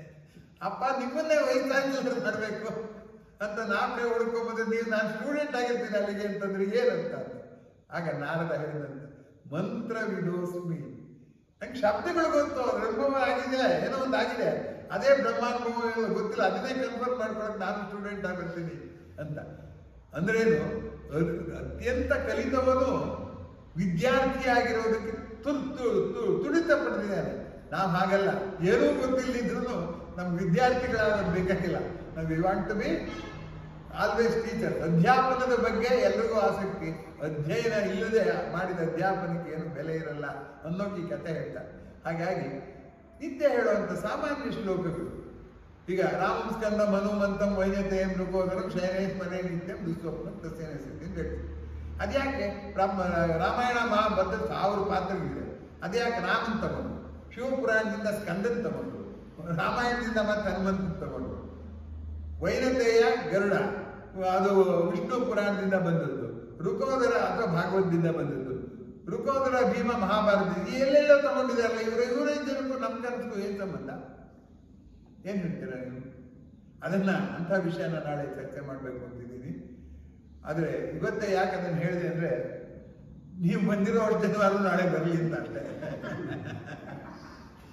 ಆದ್ಮೇಲೆ ನಾನೇನು ನಿಮ್ಮನ್ನ ಒತ್ತಾಯ ಮಾಡ್ತಿಲ್ಲ, ನಿಜವಾಗಿ ಬರ್ಬೇಕಂತ ಅನ್ಸಿದ್ರೆ ಬನ್ನಿ, ಇಲ್ಲದೇ ಇದ್ರು ನಾನೇನು ಯಾವ ಕೋರ್ಟಲ್ಲೂ ಕೇಸ್ ಹಾಕೋದಿಲ್ಲ. ಈಗ ಪ್ರಶ್ನೋತ್ತರಕ್ಕೆ ಒಂದು ಅವಕಾಶ, ತಮ್ಮ ಪ್ರತಿಕ್ರಿಯೆ, ತಮ್ಮ ಅನಿಸಿಕೆ ಮತ್ತು ಅಥವಾ ಪ್ರಶ್ನೆಗಳು ಕೇಳಿದರೆ ಉತ್ತರ ಹೇಳೋದಕ್ಕೆ ಸಿದ್ಧವಾಗಿದ್ದೀನಿ. ನಂಗೆ ಗೊತ್ತಿರೋ ಉತ್ತರ ಹೇಳ್ತೀನಿ, ಆಮೇಲೆ ಇಬ್ರು ಸೇರಿ ತೀರ್ಮಾನ ಮಾಡೋಣ. ನಾವೆಲ್ಲ ಬೇರೆ, ನೀವೆಲ್ಲ ಬೇರೆ, ಬೇರೊಂದೇ. ಇದು ಗೋಪಾಲಕೃಷ್ಣ ಅಡಿಗರ ಪದ್ಯ. ಯೋಗೇಶ್ವರ ವಿಶ್ವರೂಪ ದರ್ಶನ ಮಾಡಿದ ಶ್ರೀಕೃಷ್ಣನ ಬೇರಿರುವಾಗ ನಮಗೇನು ಭಯ? ಅದರಿಂದ ಕೂತ್ಕೊಂಡು ತೀರ್ಮಾನಕ್ಕೆ ಬರೋಣ. ಈಗ ತಮ್ಮ ಪ್ರತಿಕ್ರಿಯೆ ಅಥವಾ ಪ್ರಶ್ನೆ ಹೇಳಬೇಕಾಗಿ ಕೇಳಬೇಕು. ಸರ್, ಇದು ಗುಣವನ್ನು ಮೀರಬೇಕು ಅಂತ ಹೇಳಿ ಗುಣಾತೀತರಾಗಬೇಕು ಅಂತ. ಹೌದು, ಅಂದರೆ ಅದೇ ಈಗ ಕಾರಣ ತತ್ವಕ್ಕೆ ಹೋಗ್ಬೇಕು ಹೋಗ್ಬೇಕು ಅನ್ನೋದನ್ನ. ಹೌದು, ಗುಣವಂತ ತುಂಬಾ ಸುಲಭವಾಗಿ ಹೇಳ್ತೀನಿ. ಗುಣ ಅಂದ್ರೆ ಏನೋ ಮೀರೋದು ಹೇಗೆ ಅಂತ ತುಂಬಾ ಸುಲಭ. ನಾವು ಪ್ರಪಂಚನ ನೋಡಿದಾಗ ನಮ್ಗೇನನ್ಸುತ್ತೆ, ಇನ್ನೂ ತುಂಬಾ ನೋಡ್ಬೇಕು ಅನ್ಸುತ್ತೆ. ಯಾಕಂದ್ರೆ ನಾವು ನೋಡೋದೇ ದರ್ಶನ ಅನ್ಕೊಂಡಿದ್ದೀವಿ. ನೋಡಬೇಕು ಅನ್ನೋ ಆಸೆಯನ್ನ ಸಾತ್ವಿಕ ಗುಣ ಅಂತ ಕರೀತಾರೆ. ಪ್ರಪಂಚ ಇನ್ನಷ್ಟು ನೋಡ್ಬೇಕು. ರಾಜಸ ಗುಣ ಅಂದ್ರೆ ಪ್ರಪಂಚ ನೋಡಿದ್ರೆ ಸಾಲದು, ಅದನ್ನೆಲ್ಲ ಬದಲಾವಣೆ ಮಾಡಿ, ನನ್ನ ಅನುಕೂಲಕ್ಕೆ ತಕ್ಕಾಗ ಎಲ್ಲ ಬದಲಾವಣೆ ಮಾಡಿ, ಪರಿವರ್ತನೆಯನ್ನ ಪ್ರಪಂಚದಲ್ಲಿ ನಾನು ಮಾಡಿಬಿಟ್ಟು ನನಗೆ ಹೇಗೆ ಬೇಕೋ ಹಾಗೆ ಬದಲಾಯಿಸ್ತೀನಿ ಪ್ರಪಂಚನ. ಪ್ರಪಂಚವನ್ನು ಬದಲಾಯಿಸುವ ಉತ್ಸಾಹ, ಪ್ರಪಂಚವನ್ನು ನಮ್ಮಲ್ಲಿ ಏನೋ ಒಂದು ಕೊರತೆ ಇದೆ ಅಂದ್ರೆ ಪ್ರಪಂಚದಿಂದ ನೀಗಿಸ್ಕೋಬೇಕು ಅಂತಾನೆ. ನೋಡುವ ಆಸೆ ಸಾತ್ವಿಕತೆ, ಬದಲಾಯಿಸುವ ಆಸೆ ರಾಜಸತೆ. ಅದೇನು ಬರುತ್ತೋ ಅದನ್ನ ಅನುಭವಿಸ್ಕೋತೀನಿ. ಕಷ್ಟನಾದ್ರು ಬಂದ್ಕೊಂಡೋಗ್ಲಿ, ಸುಖನಾದ್ರು ಬಂದ್ಕೊಂಡ್ಲಿ, ಅದನ್ನೇ ಅನುಭವಿಸ್ಕೊಂಡಿರ್ತೀನಿ. ನಾನು ಯಾವುದನ್ನು ವಿಶ್ಲೇಷಣೆ ಮಾಡಲ್ಲ ಅನ್ನೋದು ತಾಮಸತೆ ಅಂತ ಕರೀತಾರೆ. ಅದನ್ನ ತಾಮಸ. ಈಗ ಪ್ರತಿ ಗುಣಕ್ಕೂ 3 ಇರುತ್ತೆ. ಈಗ ಪ್ರೇಮ ಅನ್ನೋದು ಸಾತ್ವಿಕತೆ, ಪ್ರೀತಿಯಿಂದ ಎಲ್ಲರನ್ನೂ ನೋಡುವಂಥದ್ದು. ಅದನ್ನೇ ಕಾಮ ಅನ್ನೋದು, ತೃಷ್ಣೆ ಅನ್ನೋದು, ಅದು ನನ್ಗೆ ಬೇಕೇ ಬೇಕು ಅಂತ ನನ್ನ ಮಕ್ಕಳು ಹಠ ಮಾಡುತ್ತಲ್ಲ, ಹಂಗೆ ಮಾಡೋದು ರಾಜಸತೆ. ಏನ್ ಬರುತ್ತೋ ಗೊತ್ತಿಲ್ಲ ಅಂದ್ಬಿಟ್ಟು ಬಂದಾಗ ಖುಷಿ ಪಡ್ಬಿಡೋದು, ಕಷ್ಟ ಬಂದಾಗ ಖುಷಿ ಪಡೋದು, ಸುಖ ಬಂದಾಗ ಕಷ್ಟ ಬಂದಾಗ ದುಃಖ ಪಡೋದು, ನಾವು ಅದೇ ತಾಮಸದಲ್ಲಿದ್ದೀವಿ. ಇದು ಮಾಡೋದು, ಕಷ್ಟ ಸುಖ ಅದು ನಿಜ ಅಂತ ಒಪ್ಕೊಳ್ಳೋದು. ಇದು ನಿರ್ಗುಣವಾಗೋದು ಅಂದ್ರೆ ಬಂದಿದ್ದು ಸಹಜ. ಯಾಕೆಂದ್ರೆ ನನ್ನೊಳಗೆ ತೃಪ್ತಿ ಇತ್ತು, ಹೊರಗಡೆ ಪ್ರಪಂಚ ಬರುತ್ತೆ, ಬರುತ್ತೆ ಹೋಗುತ್ತೆ. ಹಾಗೆ ನನ್ನನ್ನು ನಾನು ಪರಕೀಯವಾಗಿ ಕೋವಿಡ್ನಲ್ಲಿ ಹೇಳ್ತಿದ್ರಲ್ಲ, ಡಿಸ್ಟೆನ್ಸಿಂಗ್ ಅಂದ್ರೆ ಕಾಯಿಲೆ ಬರದೇ ಇರ್ಬೇಕಾದ್ರೆ ನಿಮಗೂ ಮತ್ತೆ ಬೇರೆ ಜನಗಳಿಗೆ ಯಾರಿಗೆ ಬಂದಿದೆಯೋ ಗೊತ್ತಿಲ್ಲ, ಯಾವ ವಸ್ತು ಅವ್ರ ಶರ್ಟಲ್ಲಿ ಇರ್ಬೋದು, ಯಾವುದು ವೈರಸ್, ಅದಕ್ಕೋಸ್ಕರ ದೂರ ಇದ್ಬಿಡೋದು ಪರಿಹಾರ ಅಂತ ಹೇಳಿದ್ರಲ್ಲ. ಹಾಗೆ ಇದು ಒಂಥರ psychic distance from our own body and our own mind. ಆಗ್ಬೇಕಾದ್ರೆ ನಿರ್ಗುಣ ಆದ್ರೆ ಸಾಕು ಆಗುತ್ತೆ. ಗುಣ ನೋಡ್ಬೇಕು, ಪ್ರಪಂಚ ನೋಡ್ಬೇಕು ಅಂತ ಆಸೆಯಿಂದ ನಾನು ಸತ್ತರೆ ಇನ್ನೊಂದ್ಸರಿ ಪ್ರಪಂಚ ನೋಡೋಕೆ ಹುಟ್ಟಬೇಕಾಗುತ್ತೆ. ಆದ್ರೆ ಈ ನಿರ್ಗುಣರಾದವರಿಗೆ ಪುನರ್ಜನ್ಮ ಇರಲ್ಲ ಅನ್ನೋದು ಭಾರತೀಯರ ಬಲವಾದ ನಂಬಿಕೆ. ಆ ದೃಷ್ಟಿಯಿಂದ ಹಾಗೆ ಮಾಡುವಂಥದ್ದು. 2ನೇ ಅಧ್ಯಾಯದಲ್ಲಿ ಶ್ಲೋಕ ಇದೆ. ಒಬ್ರು ಸಂಸ್ಕೃತ ಪಂಡಿತರು ಅದೇ ಹೇಳಿದ್ರು, ತ್ರೈಗುಣ್ಯೋ ವಿಷಯೋ ವೇದೋ ನಿಸ್ತ್ರೈಗುಣ್ಯ ಭವಾರ್ಜುನ.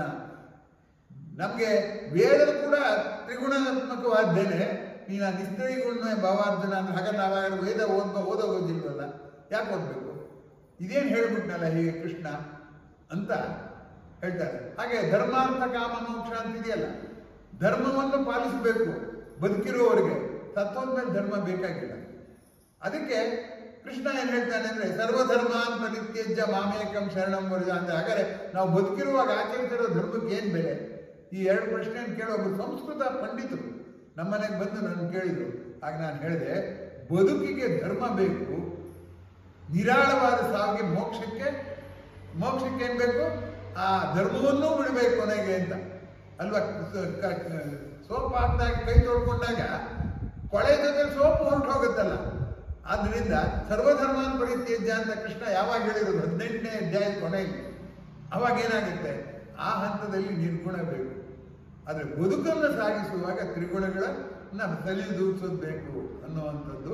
ಅಲ್ಲಿ ವೇದ ಅಂದ್ರೆ ಋಗ್ವೇದ, ಯಜುರ್ವೇದ, ಸಾಮವೇದ ಅಂತಲ್ಲ. ವೇದ ಅಂದ್ರೆ ನಮ್ಮ ಇಂದ್ರಿಯಗಳ ಮೂಲಕ ಬರುವ ಎಲ್ಲ ಅನುಭವಗಳು ನಮ್ಮನ್ನು ಕೆಡಕತ್ತೆ. ಒಂದು ಸಿನಿಮಾ ನೋಡ್ಕೊಂಬಂದ್ರೆ ಇನ್ನೊಂದು ಸಿನಿಮಾ ನೋಡೋಣ ಅನ್ಸುತ್ತೆ, ನೋಡದೇ ಇರೋರಿಗೆ ಏನು ಅನ್ಸಲ್ಲ. ಅದರಿಂದ ನಿರ್ಗುಣನಾಗಿರು ಅಂತ ಅನ್ನುವಂಥದ್ದನ್ನ ಹೇಳುವಂಥದ್ದು.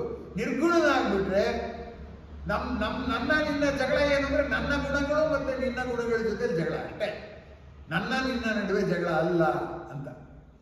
ಅಮೆರಿಕದ್ದೊಂದು ನಗೆಯನ್ನು ಹೇಳ್ತಾರೆ. ಡೈವೋರ್ಸಿಗಳಿಬ್ರು ಮದುವೆ ಆದ್ರಂತೆ, ಗಂಡ ಹೆಂಡತಿ. ಇವ್ರಿಗೂ ಮಕ್ಕಳಾಗಿದೆ, ಅವನಿಗೂ ಮೊದಲನೇ ಹೆಂಡತಿ ಮಕ್ಕಳಿದ್ರು, ಇವ್ರಿಗೂ ಮೊದಲನೇ ಗಂಡನ ಮಕ್ಕಳಿದ್ದು. ಅದು ಏನು ಇಷ್ಟೊಂದು ಗಲಾಟೆ ಅಂತ ಕೇಳಿದಂತೆ ಗಂಡ. ಅದು ಕೇಳಿದಂತೆ ಹೆಂಡತಿ, my children and your children quarrelling with our children ಅಂತ. ಈ ತ್ರೈಗುಣ್ಯದ ಗೋಳು ಇದು ಅನ್ನುವಂಥದ್ದು ಅಂತ ಹೇಳ ಬಯಸ್ತೇನೆ. I think I have answered your question. ಇನ್ಯಾವುದಾದ್ರು ಪ್ರಶ್ನೆಗಳಿದ್ರೆ? ಸರ್, ಇವತ್ತಿನ ನಾವು ಲೌಕಿಕ ಪ್ರಪಂಚದಲ್ಲಿ ನಾವು ಈ ತರ ನಿರ್ಗುಣನೋ ಏನೋ ನಮ್ಮ ಪಾಡಿಗೆ ನಾವು ಸುಮ್ಮನೆ ಇದ್ರು ಕೂಡ ನಮಗೆ ಇವರು ಅದನ್ನ ನಮ್ಮ ದೌರ್ಬಲ್ಯ ಅಂತ ತಿಳ್ಕೊಳ್ತಾರೆ. ಹಾಗಾಗಿ ಇನ್ನಷ್ಟು ನಮ್ಮ ಮೇಲೆ ಆಕ್ರಮಣಗಳನ್ನು ಮಾಡೋದು ಈ ತರದ್ದು ನಡೀತಾ ಇದೆ. ಆಗ ನಮ್ಮ ಪ್ರತಿಕ್ರಿಯೆ ಹೆಂಗಿರ್ಬೇಕು ಅಂತ ನೀವು ಕೇಳಿರೋ ಪ್ರಶ್ನೆ ತುಂಬಾ ಚೆನ್ನಾಗಿದೆ. ಧರ್ಮಕ್ಕೆ ವಿರುದ್ಧವಾದಾಗ ನಾವು ರಾಜಸವೂ ಆಗಬೇಕಾಗುತ್ತೆ. ನಮ್ಮ ಸಲುವಾಗಿ ಆದರೆ ಅದು ಅಪರಾಧ. ಆದರೆ ಧರ್ಮದ ಹಾದಿಯನ್ನು ತಪ್ಪಿಸೋದಾದ್ರೆ ಆಗ ನಾವು ರಾಜಸವೂ ಆಗಬೇಕಾಗುತ್ತೆ ಅಂತ ಇನ್ನೊಂದು ಉಪನಿಷತ್ತಿನ ಶ್ಲೋಕ ಹೇಳುತ್ತೆ. ನಾವು ಅದನ್ನು ಮರೆತು ಬಿಟ್ಟಿದ್ದೀವಿ. ಅಹಿಂಸೆ ಅಂದ್ರೆ ಅವ್ರು ಬಂದು ಚರ್ಚಿಸ್ಕೊಳ್ಳೋದು ಅನ್ನೋ ಥರದಲ್ಲೇ ನಾವು ಮಾಡ್ತೀವಿ. ಇಲ್ಲಿ ಗಮನಿಸಬೇಕಾದಂಥ ಸಂಗತಿ ಏನಂದ್ರೆ, ನಿರ್ಗುಣ ಆಗಬೇಕಾದ್ದು ವಿಶ್ರಾಂತಿಗೋಸ್ಕರ, ಸಗುಣ ಆಗಬೇಕಾದದ್ದು ವ್ಯವಹಾರಕ್ಕೋಸ್ಕರ. ಆದ್ದರಿಂದ ಕಾರ್ಯ ಮಾಡುವಾಗ ನಾವು ಸಗುಣಗಳನ್ನು 24 ಗಂಟೆ ನಿರ್ಗುಣ ಆಗಬೇಕು ಅಂತಿಲ್ಲ. ಸಗುಣ ಆಗಬೇಕಾದ್ರೂ ಆಗಿದ್ದಾಗ್ಲೂ ನನ್ನಲ್ಲಿ ಒಂದು ನಿರ್ಗುಣ ತತ್ವವೂ ಇದೆ ಅನ್ನೋ ಸಂತೃಪ್ತಿಯೂ ಇರಬೇಕು. ಆ ಸಂತೃಪ್ತಿಯೇ ನಮಗೆ ಈ ಸಗುಣದಲ್ಲಿ ಮಾಡುವ ತ್ಯಾಗ, ಆ ಹಿಂಸೆಯನ್ನು ಸಹಿಸುವಂತ ಶಕ್ತಿ ಎಲ್ಲವಕ್ಕೂ ದಾರಿ ಮಾಡಿಕೊಡುತ್ತೆ ಅಂತ. ಅದರಿಂದ ಒಂದು ಸೂತ್ರವನ್ನ ಎಚ್ಚರ ಮತ್ತು ನಿದ್ರೆಗೆ ಬೆಳೆಸಕ್ಕಾಗಲ್ಲ. ಎಚ್ಚರದಲ್ಲಿ ನಾವು ತುಂಬಾ ಆಕ್ಟಿವ್ ಆಗಿ ಶಾಬಾಸ್ ಅನ್ಸ್ಕೊಂಡ್ರೆ ರಾತ್ರಿ ನಿದ್ದೆ ಬರೋಲ್ಲ. ಹಾಗಾಗಿ ಹೀಗೆ ಬೇಕಾದ್ರೆ ಹೀಗಿರ್ಬೇಕು, ಹಾಗಬೇಕಾದ್ರೆ ಹಾಗಿರ್ಬೇಕು. ರತ್ನಾಕರ ವರ್ಣೆ ಹೇಳಿದಾಗೆ ಆ ಭರತ ಚಕ್ರಾಧಿಪತಿ ಭರತ ಚಕ್ರೇಶ ಏನ್ ಮಾಡ್ತಿದ್ದಂತಂದ್ರೆ ಗಾಳಿಪಟ ಆಡಿಸ್ತಾ ಇದ್ದಂತೆ. ಆಮೇಲೆ ಗಾಳಿಪಟ ಸುತ್ತಿಟ್ಬಿಡೋದಂತೆ. ಹಾಗೆ ನಾವು ಮನಸ್ಸನ್ನ ಪ್ರಪಂಚದ ಸಂಪರ್ಕ ಇಟ್ಕೊಂಡು ತ್ರಿಗುಣಾತ್ಮಕವಾಗಿ ವ್ಯವಹರಿಸಬೇಕಾಗುತ್ತೆ. ಯಾಕಂದ್ರೆ ನಮ್ಮಲ್ಲಿ ತ್ರಿಗುಣ ಇದ್ರೆ ಅವರಲ್ಲಿ ತ್ರಿಗುಣ ಇದೆಯಲ್ಲ, ಅವ್ರ ತ್ರಿಗುಣ ನಮ್ಮ ತ್ರಿಗುಣ ಅಂತ ಕೇಳಿಸುತ್ತೆ. ಆದ್ರೆ ವಿಶ್ರಾಂತಿ ಆಗುವಾಗ ನಿರ್ಗುಣನಾಗಿರ್ಬೇಕು. ಬದುಕಿರುವಾಗ ನಮ್ಗೇನಾಗುತ್ತೋ ಇನ್ನೊಬ್ಬರನ್ನ ಸಂತೋಷ ಪಡಬೇಕು, ನಾವು ಸಂತೋಷ ಪಡಬೇಕು. ಸಾಯುವಾಗ ಇನ್ನಿಷ್ಟು ಪಡಿಸ್ಬೇಕಾಗಿತ್ತು ಅಂದ್ಕೊಳ್ದಲ್ಲೇ ಸಾಯಬೇಕು ಅನ್ನುವ ಧೋರಣೆ ಇದ್ದಾಗೆ ಕಾಣುತ್ತೆ ಭಗವದ್ಗೀತೆಯಲ್ಲಿ ಅಂತ ನಾನು ಹೇಳ್ತೀನಿ. ಅಂದ್ರೆ ವೈರುಧ್ಯಗಳನ್ನೆಲ್ಲ ತೆಗೆದುಹಾಕ್ಬಿಟ್ಟು ನಾವು ಒಂದು ಸೂತ್ರ ಹೇಳಕ್ ಆಗಲ್ಲ ಬದುಕಿಗೆ. ಹೇಳಿ ದಶಾವತಾರದಲ್ಲಿ 10 ಅವತಾರವನ್ನು ತೋರಿಸಿದ್ರು. ಹಾಗೆ ಈ ವಿಶ್ವರೂಪ ದರ್ಶನದಲ್ಲಿ ಅವನು ಎಷ್ಟು ಅವತಾರವನ್ನು ತೋರಿಸಿ ಅವರಿಗೆ ಅರ್ಜುನನಿಗೆ ಕನ್ವಿನ್ಸ್ ಮಾಡಿದ್ದ ಎಲ್ಲರೂ ಚೂರು ಬೇಕಾಗಿತ್ತು. ಅದನ್ನು 11ನೇ ಅಧ್ಯಾಯದಲ್ಲಿ ಓದಿ ಅದ್ರಲ್ಲಿ ಪ್ರಶ್ನೆ ಬರುತ್ತೆ, ಕೂತ್ಕೊಂಡು ನೋಡಿ. ಅದಕ್ಕೇನು ಹೇಳಿದ್ರು, ಇದು ಮತ್ತೆ ಯಥಾ ಪ್ರಕಾರ ವೀಕ್ಷಣೆ ಮತ್ತು ದರ್ಶನಕ್ಕಿರೋ ವ್ಯತ್ಯಾಸ. ತ್ರಿಮೂರ್ತಿಗಳೇ ಯಾಕಿದ್ದಾರೆ ಹೇಳಿದ್ದಾರೆ. ಇನ್ನು ನಾವು ಸಾಮಾನ್ಯ ತ್ರಿಮೂರ್ತಿಗಳು ಬ್ರಹ್ಮನೇ ಬೇರೆ, ವಿಷ್ಣುವೇ ಬೇರೆ, ಶಿವನೇ ಬೇರೆ ಅಂತ ಅನ್ಕೊಂಡಿದ್ವಿ. ಯಾಕೆ ಇದು ಯಾಕೆ ಮೂರು ಬೇರೆ ಅಲ್ಲ?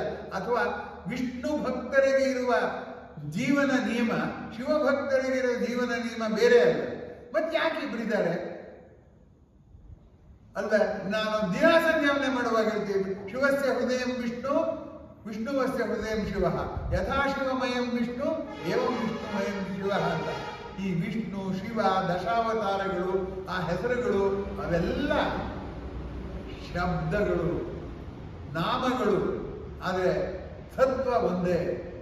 ಯಾಕೆ ತ್ರಿಮೂರ್ತಿಗಳು ಅಂತಂದ್ರೆ, ನಿರ್ಜೀವದಲ್ಲಿ ಒಂದು ಜೀವ ಸೃಷ್ಟಿಯಾಗುತ್ತಲ್ಲ, ಆ ಸೃಷ್ಟಿ ಒಂದು ಸೋಜಿಗ.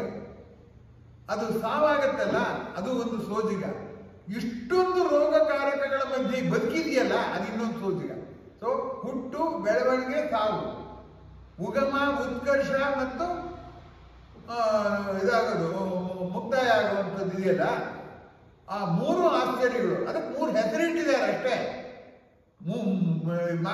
ಏಕಂ ಸತ್ ವಿಪ್ರ ಬಹುಧಾ ವದಂತಿ ಅಂತ 3 ದೇವರುಗಳು ಅಂತಲ್ಲ. ಹೀಗೆ ನಿಮ್ಮ ಹಾಗೆ ಅರ್ಥೈಸಿ ಒಬ್ಬ ಮಾನವೇಂದ್ರನಾಥ ರಾಯ್ ಅನ್ನೋನು ಹೇಳ್ತಿದ್ದ, ಮುಸಲ್ಮಾನರ ಧರ್ಮವಾಸಿ. ಯಾಕೆಂದ್ರೆ ಅವ್ರು ಒಬ್ಬ ದೇವರು ನಂಬ್ತಾರೆ, but Indians believe in multiple gods ಅಂತ ಹೇಳಿ ಅವನು ಭಾರತೀಯರನ್ನ ಖಂಡಿಸಿದ.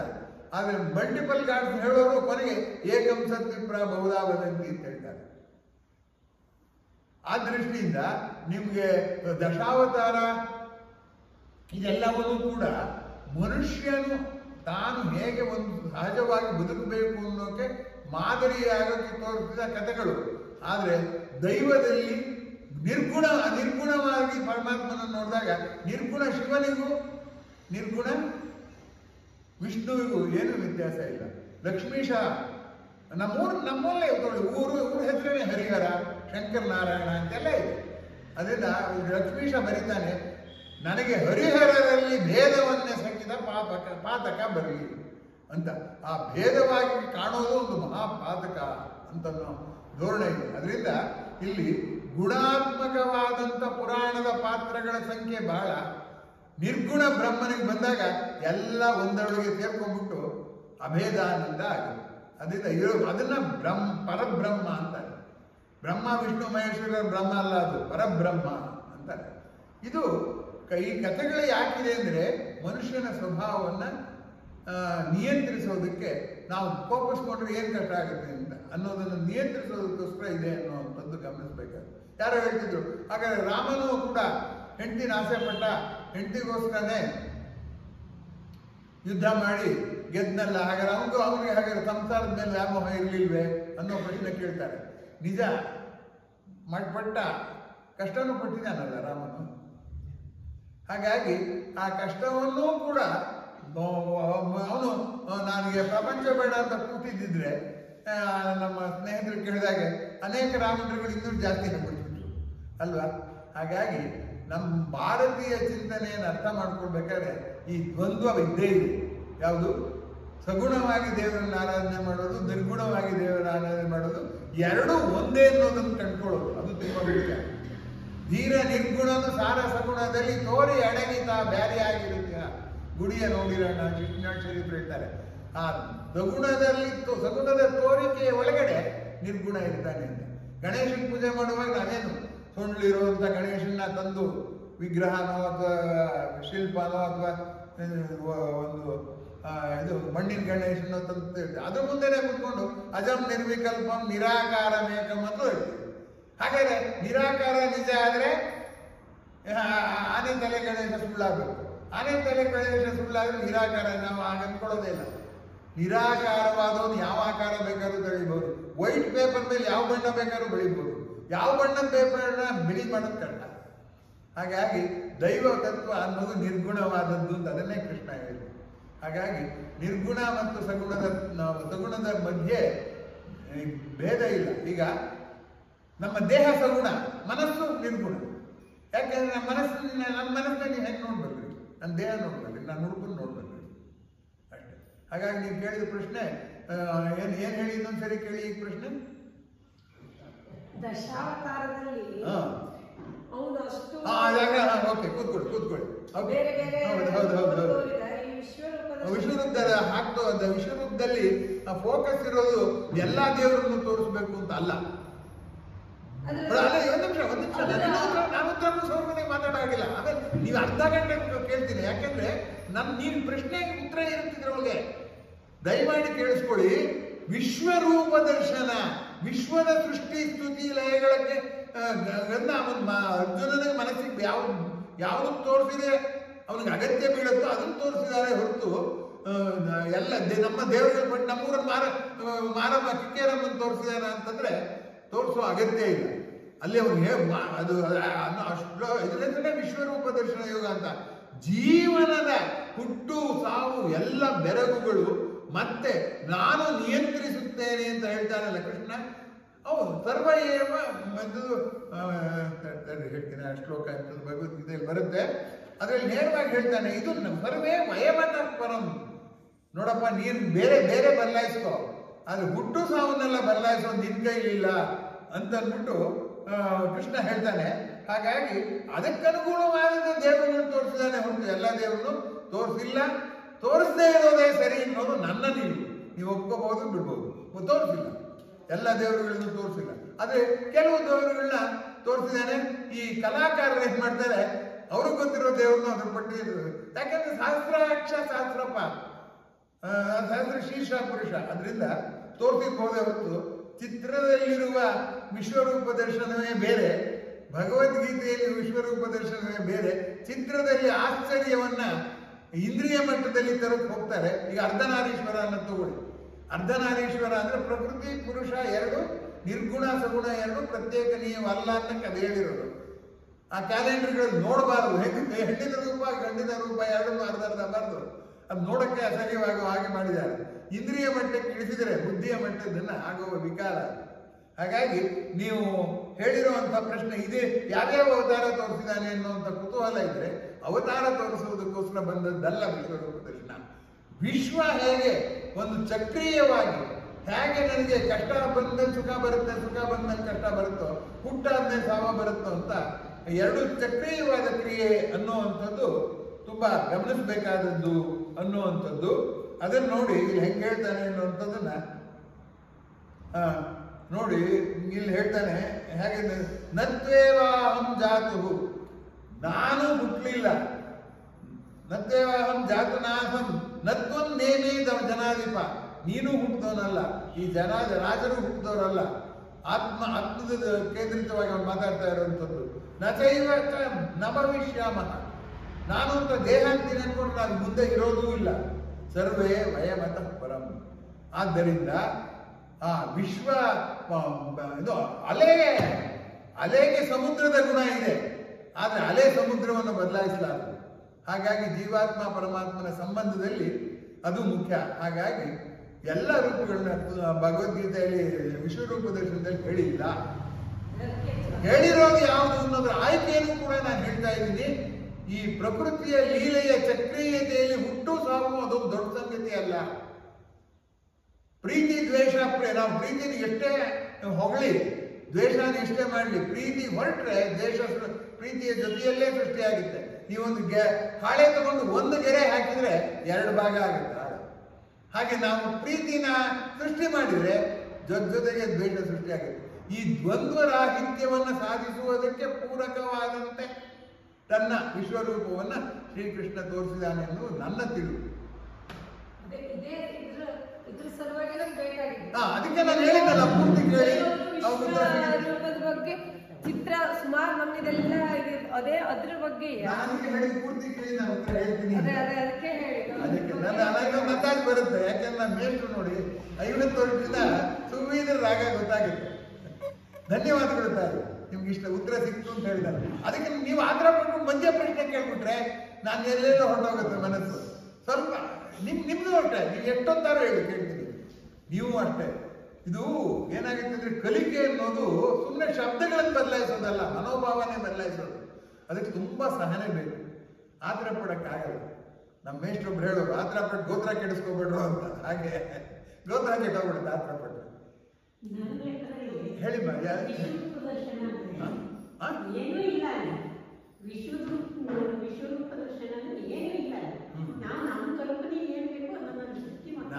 ನಾನು ಇನ್ನೂ ಅದನ್ನು ಸರಿಯಾಗಿ ಹೇಳ್ಬೇಕು ಅಂದ್ರೆ ವಿಶ್ವರೂಪಾಂತರ ದರ್ಶನ, ವಿಶ್ವರೂಪ ದರ್ಶನ ಅಲ್ವೇ ಅಲ್ಲ, ವಿಶ್ವರೂಪಾಂತರ ದರ್ಶನ. ಆದ್ರೂ ಕೃಷ್ಣ ಯಾಕೆ ವಿಶ್ವರೂಪ ದರ್ಶನ ಅಂದ್ರೆ ರೂಪಾಂತರ ತಿಳಿದಾಗ್ಲೇ ರೂಪ ಗೊತ್ತಾಗೋದು ಅಲ್ವಾ. ಈಗ ನೋಡಿ ಎಂಥದ್ದು ಅಂದ್ರೆ ಹುಡುಗಿ ಮುಂದೆ ಮುದುಕಿಯಾಗಿರ್ತಾಳೆ ಅಂತ ಗೊತ್ತಾಗ್ಬೇಕು ಅಂದ್ರೆ ಹೆಂಗಾಗುತ್ತೆ? ನಮ್ಗೆ ಆಗಲ್ಲ. ಯಾಕೆ ನಂಗೆ ನೋಡಕ್ಕೆ ಚೆನ್ನಾಗಿದ್ದಾಳೆ. ಈಗ ಮುಂದೆ ಏನ್ ಮುದುಕಿಯಾದಾಗ ಹೆಂಗಿರ್ತಾಳೆ ನೋಡಕ್ ಹೋಗ್ತೀವಿ ನಾವು. ನಾನು ಆಗ್ಲೇ ಹೇಳಿದೆ ಏನಂದ್ರೆ ರೂಪವನ್ನ ಗತಕಾಲದಲ್ಲಿ ಅಂದ್ರೆ ಪೂರ್ವದಲ್ಲಿ, ವರ್ತಮಾನದಲ್ಲಿ ಮತ್ತೆ ಭವಿಷ್ಯದಲ್ಲಿ ರೂಪಾಂತರವನ್ನು ಗ್ರಹಿಸಿ ಮಾಡುವಂಥದ್ದು ನಾವು ಮಾಡೋ ಶಕ್ತಿ ಶಾಂತವನ್ನು ಹುಡುಕುವ ಕಣ್ಣುಗಳಿಗಿಲ್ಲ, ಕಿವಿಗಿಲ್ಲ ಅನ್ನೋದೇ ವಿಶ್ವರೂಪ ದರ್ಶನದ ಅಧ್ಯಾಯದ ಸಾರ ಸರ್ವಸ್ವ ಅಂತ ನಾನು ಭಾವಿಸ್ಕೊಂಡಿದ್ದೀನಿ. ಅದಕ್ಕೆ ನಾನು ಹೇಳಿದ್ದು ರೂಪಾಂತರ ದರ್ಶನದ ಕಡೆ ಕೃಷ್ಣನ ಒಲವಿದ್ದೆ ಹೊರತು ಎಲ್ಲ ದೇವರುಗಳ ಪ್ರದರ್ಶನದ ಕಡೆಗೆ ಇರಲಿಲ್ಲ ಅಂತ. ಈ ಕ್ಯಾಲೆಂಡರ್ ಬರೆಯೋರು ಅಂದ್ರೆ ಯಾವಾಗಲೂ ಹಾಗೆ, ಚಿತ್ರ ಬರೆಯೋರು ಪೂರ್ತಿ ಅರ್ಥ ಆಗಿರೋದಿಲ್ಲ. ಈ ಹಾಡು ಹೇಳೋರೇ ತಗೊಳ್ಳಿ, ಎಷ್ಟು ಜನ ಹಾಡು ಹೇಳೋರು ಕೇಳಿದ್ದೀನಿ ನಾನು. ಎಂತಂದ್ರೆ ಕಾಮಿನಿಯರ ಕೂಡ ಏಕಾಂತವಾಡೇನು ಕಾರ್ಯ ಬಿಂದಿಗೆ ಅಂತ ಬೃಂದದ ಕಾಮಿನಿಯರು ಅಂತಾರೆ. ಮಾನಿನಿಯರು ಅನ್ಬೋದಾಗಿತ್ತು. ಕಾಮಿನಿಯರು ಪ್ರಪಂಚದ ವ್ಯವಹಾರ ಮಾಡೋರ ಜೊತೆಲಿ ಏಕಾಂತವಾಡೇನು ಅಂದ್ರೆ ಅವ್ರ ಜೊತೆಲಿ ಏಕಾಂತ ಆಡೋದಿಲ್ಲ, ನಾನು ಬರೇ ದೇವ್ರ ಧ್ಯಾನ ಮಾಡ್ತೀನಿ ಇಲ್ಲ. ಹಾಡು ಹೇಳೋರು ಏನ್ ಹೇಳ್ತಾರೆ ಗೊತ್ತಾ? ಕಾಮಿನಿಯರ ಕೂಡ ಏಕಾಂತವಾಡೇನು, ಪಾಡೇನು ಅಂದ್ರೆ ಆಡೇ ಅವ್ರ ಜೊತೆಲಿ ಏಕಾಂತ ಆಡ್ತೀನಿ ಅಂತ ಆಗ್ಬಿಟ್ಟು ಒಂದು ಎತ್ತು ದೀರ್ಘ ಕೊಟ್ಟರೆ ಅರ್ಥವೇ ಬದಲಾಗುತ್ತೆ. ಹಾಡೋರ್ಗೆ ಅದು ಗೊತ್ತೇ ಇಲ್ಲ. ಹಾಗಾಗಿ ಚಿತ್ರ ಮತ್ತು ಹಾಡನ್ನ ರವಿವರ್ಮನ ಭಕ್ತಿ ಇದೆಯಲ್ಲ ಅದಲ್ಲ, ನಿರಾಕಾರ ದೇವರನ್ನ, ದೇವರ ನಿರಾಕರನಾಗಿರುವಾಗ ಕ್ಯಾಲೆಂಡರ್ ಭಕ್ತಿ ಎಷ್ಟು ಮಟ್ಟಿಗೆ ಇದು ತುಂಬಾ ಮುಖ್ಯ. ಅದು ಹೇಳಿತಾ ನೀವು ಇನ್ನೂ ನಿಂತಿದ್ದೀರ.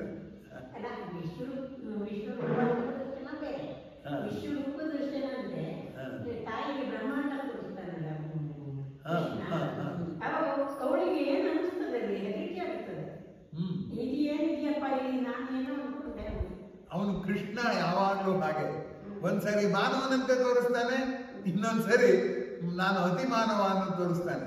ಎಲ್ಲವಲ್ಲೂ ತೋರಿಸಲ್ಲ, ನೋಡ್ತಾನೆ. ಯಾವುದೋ ಒಂದು ಸಮಯದಲ್ಲಿ ಈಗ ದುರ್ಯೋಧನನ ಆಸ್ಥಾನಕ್ಕೆ ಹೋದಾಗ ಬೆರಳಲ್ಲಿ ಒತ್ತಾನೆ, ಅವನು ದುರ್ಯೋಧನ ಮೇಲಿಂದ ಕೆಳಗೆ ಬಂದು ಬೀಳ್ತಾನೆ. ಹಾಗೆ ರಾಮ ಹಾಗೆ ಮಾಡೋದಿಲ್ಲ. ಅವನು ರಾಮ ಲೀಲಾಮಾನುಷ ವಿಗ್ರಹ. ಯಾವಾಗಲೂ ಅವನು ಮಾನವತ್ವದಲ್ಲೇ ಬದುಕ್ತಾನೆ. ಕೃಷ್ಣ ಮಹಾಕಿಲಾಡಿ. ಯಾವಾಗ ಸಂದರ್ಭ ಬರುತ್ತೋ ಅವನೇ ಮುಂಚೆ ಭವಿಷ್ಯ ಹೇಳೋದಿಲ್ಲ, ನೀ ಗೆಲ್ತೀಯ ಅಂತ ಹೇಳೋದಿಲ್ಲ. ಆದ್ರೆ ಇಲ್ಲೂ ನೀ ಗೆಲ್ತೀಯ ಅಂತ ಹೇಳಲ್ಲ, ನಾನು ಆಗ್ಲೇ ಸಾಯಿಸ್ಬಿಟ್ಟಿದ್ದೀನಿ ಕಡೆಯ, ನಿಂದೇನಿಲ್ಲ, ನಿನ್ ಪಾತ್ರ ನಿಮಿತ್ತ ಮಾತ್ರ ಅಂತ ಹೇಳ್ತಾರೆ. ಕೃಷ್ಣನ ಪಾತ್ರ ರಾಮನ ಪಾತ್ರ ದೌಲನಿಕವಾಗಿ ಪರಿಶೀಲನೆ ಮಾಡೋದಿದೆಯಲ್ಲ, ಅದೊಂದು ಅದ್ಭುತವಾದ ಯೋಗ. ಯಾಕೆಂದ್ರೆ ಮಾನವನಾಗಿಯೇ ಇದ್ದು ನಗುತ್ತಾ ಅಳುತ್ತಾ ಜೀವನವನ್ನು ತಿದ್ದಿದವನು ಶ್ರೀರಾಮ. ಮಧ್ಯೆ ಮಧ್ಯೆ ಎಲ್ಲ ಬಗೆಯ ಜನರನ್ನು ಗೇಲಿ ಮಾಡಿಕೊಂಡು ತನ್ನದೇ ಆದಂತಹ ರೀತಿಯಲ್ಲಿ, ಅದಕ್ಕೆ ಧೀರೋದಾತ್ತ ಪಾತ್ರ ರಾಮ. ಇವನು ಧೀರ ಲಲಿತ ಪಾತ್ರ ಕೃಷ್ಣ. ಅವನು ಯಾವಾಗ ಬೇಕಾದ್ರೂ ಧೀರನಾಗ್ತಾನೆ, ಯಾವಾಗ ಬೇಕಾದ್ರೂ ಲಲಿತನಾಗ್ತಾನೆ. ಅಲ್ಲ, ಅವ್ರ ಅಮ್ಮನ ಮನೇಲೆ ಬೇಕಾದಷ್ಟು ಬೆಣ್ಣೆ ಇದೆ, ಇನ್ನೊಬ್ಬರ ಮನೆ ಬೆಣ್ಣೆ ಯಾಕಪ್ಪ ಹೋಗಕ್ಕೆ ತಗೊಳಕ್ಕೆ? ಕೃಷ್ಣನ ಪಾತ್ರ ಹಾಗೆ. ಅಂದ್ರೇನು, ನಾನು ಅಂಗಿ ಗುಂಡಿ ಇದ್ದು ಹಾಕೊಳ್ದೇ ಇದ್ರೆ ಫ್ಯಾಷನ್, ಗುಂಡಿ ಇಲ್ಲದೆ ಹಾಕೊಳ್ದೇ ಇದ್ರೆ ಬಡತನ. ಹಾಗಾಗಿ ನಾವು ಕೃಷ್ಣನ ಕಥೆನ ನಮ್ಮ ದೈನಂದಿನ ಕಥೆಯನ್ನು ಇಟ್ಕೊಂಡು ಅರ್ಥೈಸೋಕೆ ಹೋದ್ರೆ ತುಂಬಾ ಕಷ್ಟ ಆಗುತ್ತೆ. ಶ್ರೀಕೃಷ್ಣ ಚರಿತಂ ಅಂತ ಪೂತಿ ನರಸಿಂಹಾಚಾರ್ಯ ಒಂದು ಮಹಾಕಾವ್ಯ ಬರೆದಿದ್ದಾರೆ. ಅದರಲ್ಲಿ ಕೃಷ್ಣನ ಲೀಲೆಗಳನ್ನ ಹೇಗೆ ನಾವು ತಾತ್ವಿಕವಾಗಿ ಅರ್ಥ ಮಾಡ್ಕೋಬೇಕು ಅಂತ ಬರೆದಿದ್ದಾರೆ.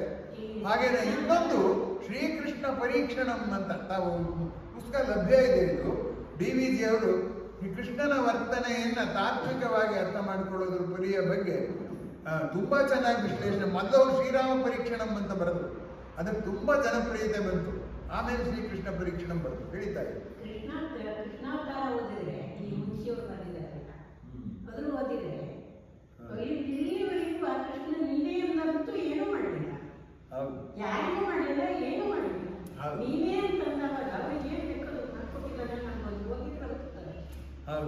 ಬಾಲ್ಯ ತಂದೆ ನಿಂತು ಈ ವಿಶ್ವ ದರ್ಶನ ಇರುವ ಹಂಗೆ ಅನಿಸ್ತದೆ. ಹೌದು, ಅದಕ್ಕೆ ಹೇಳಿದ ಎರಡು ಅವತಾರಗಳಿದೆ. ಒಬ್ಬನೇ ವಿಷ್ಣುವಿಂದ ಆದರೂ ಕೂಡ ಲೀಲಾ ವಿನೋದ ಇದೆಯಲ್ಲ, ಒಂದೊಂದು ರೀತಿ.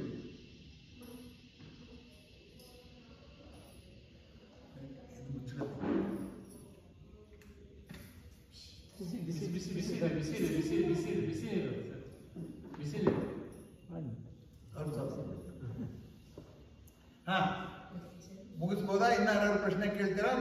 ನಾಳೆನೂ ಬರ್ತೀನಲ್ಲ, ನಾಳೆನೂ ಕೇಳ್ಬೋದು. ನಾಳೆ ಬೆಳಗ್ಗೆ ಒಂದು ಉಪನ್ಯಾಸ ಇದೆ ಅಲ್ಲ ಸರ್? ಬೆಳಗ್ಗೆ ನಂಗೆ 2 ಉಪನ್ಯಾಸ ಇದೆ. ಒಂದು ಹೈಸ್ಕೂಲಲ್ಲಿ ಹುಡುಗರಿಗೆ ಓದೋದು ಅಂದ್ರೆ ಏನು ಅನ್ನೋದ್ರ ಬಗ್ಗೆ, ಅರ್ಥ ಮಾಡ್ಕೊಳ್ಳೋದು, ಓದೋದು ಅಂದ್ರೆ ಏನು ಅನ್ನೋದ್ರ ಬಗ್ಗೆ ಮಾತಾಡೋಣ ಅಂತ ಅಂದ್ಕೊಂಡಿದ್ದೀನಿ. ಅದು 11ರಿಂದ 12 ಇರ್ಬೋದು.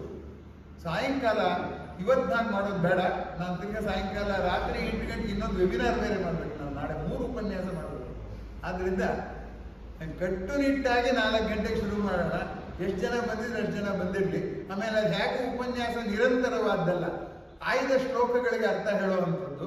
ಅದರಿಂದ ಬಿಡಿಯಾಗೆ ತಡವಾಗಿ ಬಂದವ್ರಿಗೇನು ಹಿಂದಿನ ಭಾಗದ ಕಥಾಭಾಗ ಸಿಗಲ್ಲ ಅನ್ನೋ ಹಾಗೆ ಇರೋಲ್ಲ. ಹಾಗೆ ಮಾಡಬೇಕು ಅಂತ ನಾನು ತಮ್ಮಲ್ಲಿ ಕೇಳಿಕೊಂಡು, ಇನ್ನೇನಾದ್ರೂ ಪ್ರಶ್ನೆ ಇದ್ರೆ ಕೇಳಿ. ಈಗ ನಾಳೆ ಬೆಳಗ್ಗೆ, ನಾಳೆನೂ ಕೂಡ ನೀವು ಪ್ರಶ್ನೆ ಇಟ್ಕೊಂಡು ಕೇಳ್ಬೋದು. ಹೇಳಿ ಸರ್. ಅವತಾರಗಳಿಂದಲ್ಲ, ಈಶ್ವರ ಬ್ರಹ್ಮ ಏನು ಹುಟ್ಟು ಸಾವು ಅಥವಾ ವಾಯು ಅಗ್ನಿ ಯಮ ಎಲ್ಲರೂ ತಾನೇ ಹೇಳುವಂಥದ್ದು ನಾನು ಹೇಳ್ಕೊಂಡಿದ್ದು. ಆದ್ರೆ ಅವರಲ್ಲಿ ವಿಶ್ವರೂಪದ ಜಗತ್ತಿನೆಲ್ಲ ತೋರಿಸುವುದಂತ ಅಲ್ಲ, ಜಗತ್ತಿನ ಗತಿಶೀಲತೆಯನ್ನ ಡೈನಮಿಸಮ್ ಅಂತಾರಲ್ಲ, ಡೈನಮಿಸಮ್ ಇದೆಯಲ್ಲ, ಡೈನಮಿಸಮ್ ತೋರ್ಸಕ್ಕೆ ಅವನು ಎಲ್ಲದೂ ತಾನೇ, ತನ್ನಿಂದಲೇ ತಾನೇ ಎಲ್ಲದನ್ನು ಮಾಡ್ತಾ ಇದ್ದ. ನೀನು ಏನೂ ಮಾಡುವಂತದ್ದಲ್ಲ, ನಿನ್ನ ಕೈಯಲ್ಲಿ ನೀವು ಮಾಡು, ನಿನ್ನ ಕೈಯಲ್ಲಿ ನಾನು ಮಾಡಿರ್ತೇನೆ ಹೇಳೋದನ್ನ ವಿಶ್ವರೂಪದರ್ಶನ. ಅದಕ್ಕೆ ಮಧ್ವ ಸಿದ್ಧಾಂತದಲ್ಲಿ ಹೇಳ್ತಾರಲ್ಲ, ನಾಹಂ ಕರ್ತ ಹರಿರ್ ಕರ್ತ ಅನ್ನೋಂಥ ಮಾತು ಹೇಳ್ತಾರಲ್ಲ, ಅದು ಹೌದು. ನೀವು ಕರೆಕ್ಟಾಗಿ ಸಮ್ಮರೈಸ್ ಮಾಡಿದ್ರಿ. ನಮ್ಮಿಬ್ಬರ ಮಧ್ಯೆ ಭಿನ್ನಾಭಿಪ್ರಾಯ ಇಲ್ಲ ಅಂತ ಇಲ್ಲಿ ಏನ್ ಭಯ ಇಲ್ಲ. ಭಿನ್ನಾಭಿಪ್ರಾಯ ಬಂದ್ರೆ ವಾದ ಮಾಡೋ ಸಹನೆ ಇರ್ಬೇಕಷ್ಟೇ. ಅದಕ್ಕೆ ನಾಕಸ್ತೂರಿ ಅವ್ರು ತಮಾಷೆಯಾಗಿ ಹೇಳೋರು, ವಾದೇ ವಾದೇ ಜಾಯತೆ ತತ್ವಬೋಧ ಅಂತ ಒಂದು ಸಂಸ್ಕೃತ ಶ್ಲೋಕ ಇದೆ, ಅದು ಒಂದು ಸಂಸ್ಕೃತ ವಾಕ್ಯ. ಅದಕ್ಕೆ ಅವರು ವಾದೇ ವಾದೇ ಜಾಯತೆ ತಪ್ಪು ಬೋಧ ಅಂದ್ರೆ ಮಿಸ್ಅಂಡರ್ಸ್ಟ್ಯಾಂಡಿಂಗ್ ಬರುತ್ತೆ ಅಂತ.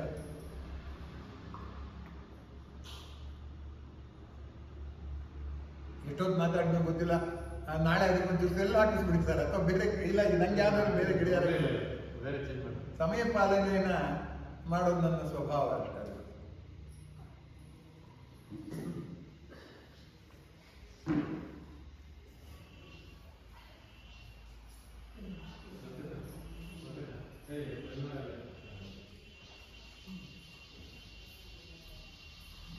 ನಮ್ಮ ವಿನಂತಿಯ ಮೇರೆಗೆ ಈವರೆಗೂ 11ನೇ ಭಗವದ್ಗೀತೆಯ 11ನೇ ಅಧ್ಯಾಯದ ವಿಶ್ವರೂಪ ದರ್ಶನ ಯೋಗದ ಕುರಿತು ಅತ್ಯಂತ ಆಳವಾದಂತಹ, ನಮಗೆಲ್ಲರಿಗೂ ಅರ್ಥವಾಗುವಂತೆ ಅತ್ಯಂತ ಸರಳವಾಗಿಯೂ ಕೂಡ ವಿವರಿಸಿದಂಥ ಪ್ರೊಫೆಸರ್ ಎಂ.ಆರ್. ನಾಗರಾಜ್ ಅವರಿಗೆ ನಮ್ಮೆಲ್ಲರ ಪರವಾಗಿ, ದೇವಸ್ಥಾನ ಆಡಳಿತ ಸಮಿತಿಯ ಪರವಾಗಿ, ಊರವರ ಪರವಾಗಿ, ಉಪಸ್ಥಿತರಾದ ಎಲ್ಲ ಶ್ರೋತೃಗಳ ಪರವಾಗಿ ಹೃತ್ಪೂರ್ವಕವಾದಂಥ ವಂದನೆಯನ್ನು ಸಲ್ಲಿಸ್ತಾ, ಹಾಗೆ ನಾಳೆನೂ ಕೂಡ ಎಲ್ಲರೂ ಆಗಮಿಸಬೇಕು ಅಂತ ಕೇಳ್ಕೊಳ್ತಾ, ಎಲ್ಲರಿಗೂ ಪನಿವಾರದ ವ್ಯವಸ್ಥೆ ಇದೆ, ದಯವಿಟ್ಟು ಎಲ್ಲರೂ ಕೂಡ ಪ್ರಸಾದ ರೂಪವಾದಂಥ ಪನಿವಾರವನ್ನು ಸ್ವೀಕರಿಸಿ, ನಾಳೆ ಎಲ್ಲರಿಗೂ ಇವತ್ತು ಯಾರ್ಯಾರು ಬರಲಿಲ್ಲವೋ ಅವರ ಅಕ್ಕಪಕ್ಕದ ಮನೆಯವರಿಗೆಲ್ಲ ಹೇಳಿ ನಾಳೆ ಇನ್ನೂ ಹೆಚ್ಚಿನ ಜನ ಬರುವಂತೆ ನಾವೆಲ್ಲರೂ ಪ್ರಯತ್ನ ಮಾಡೋಣ.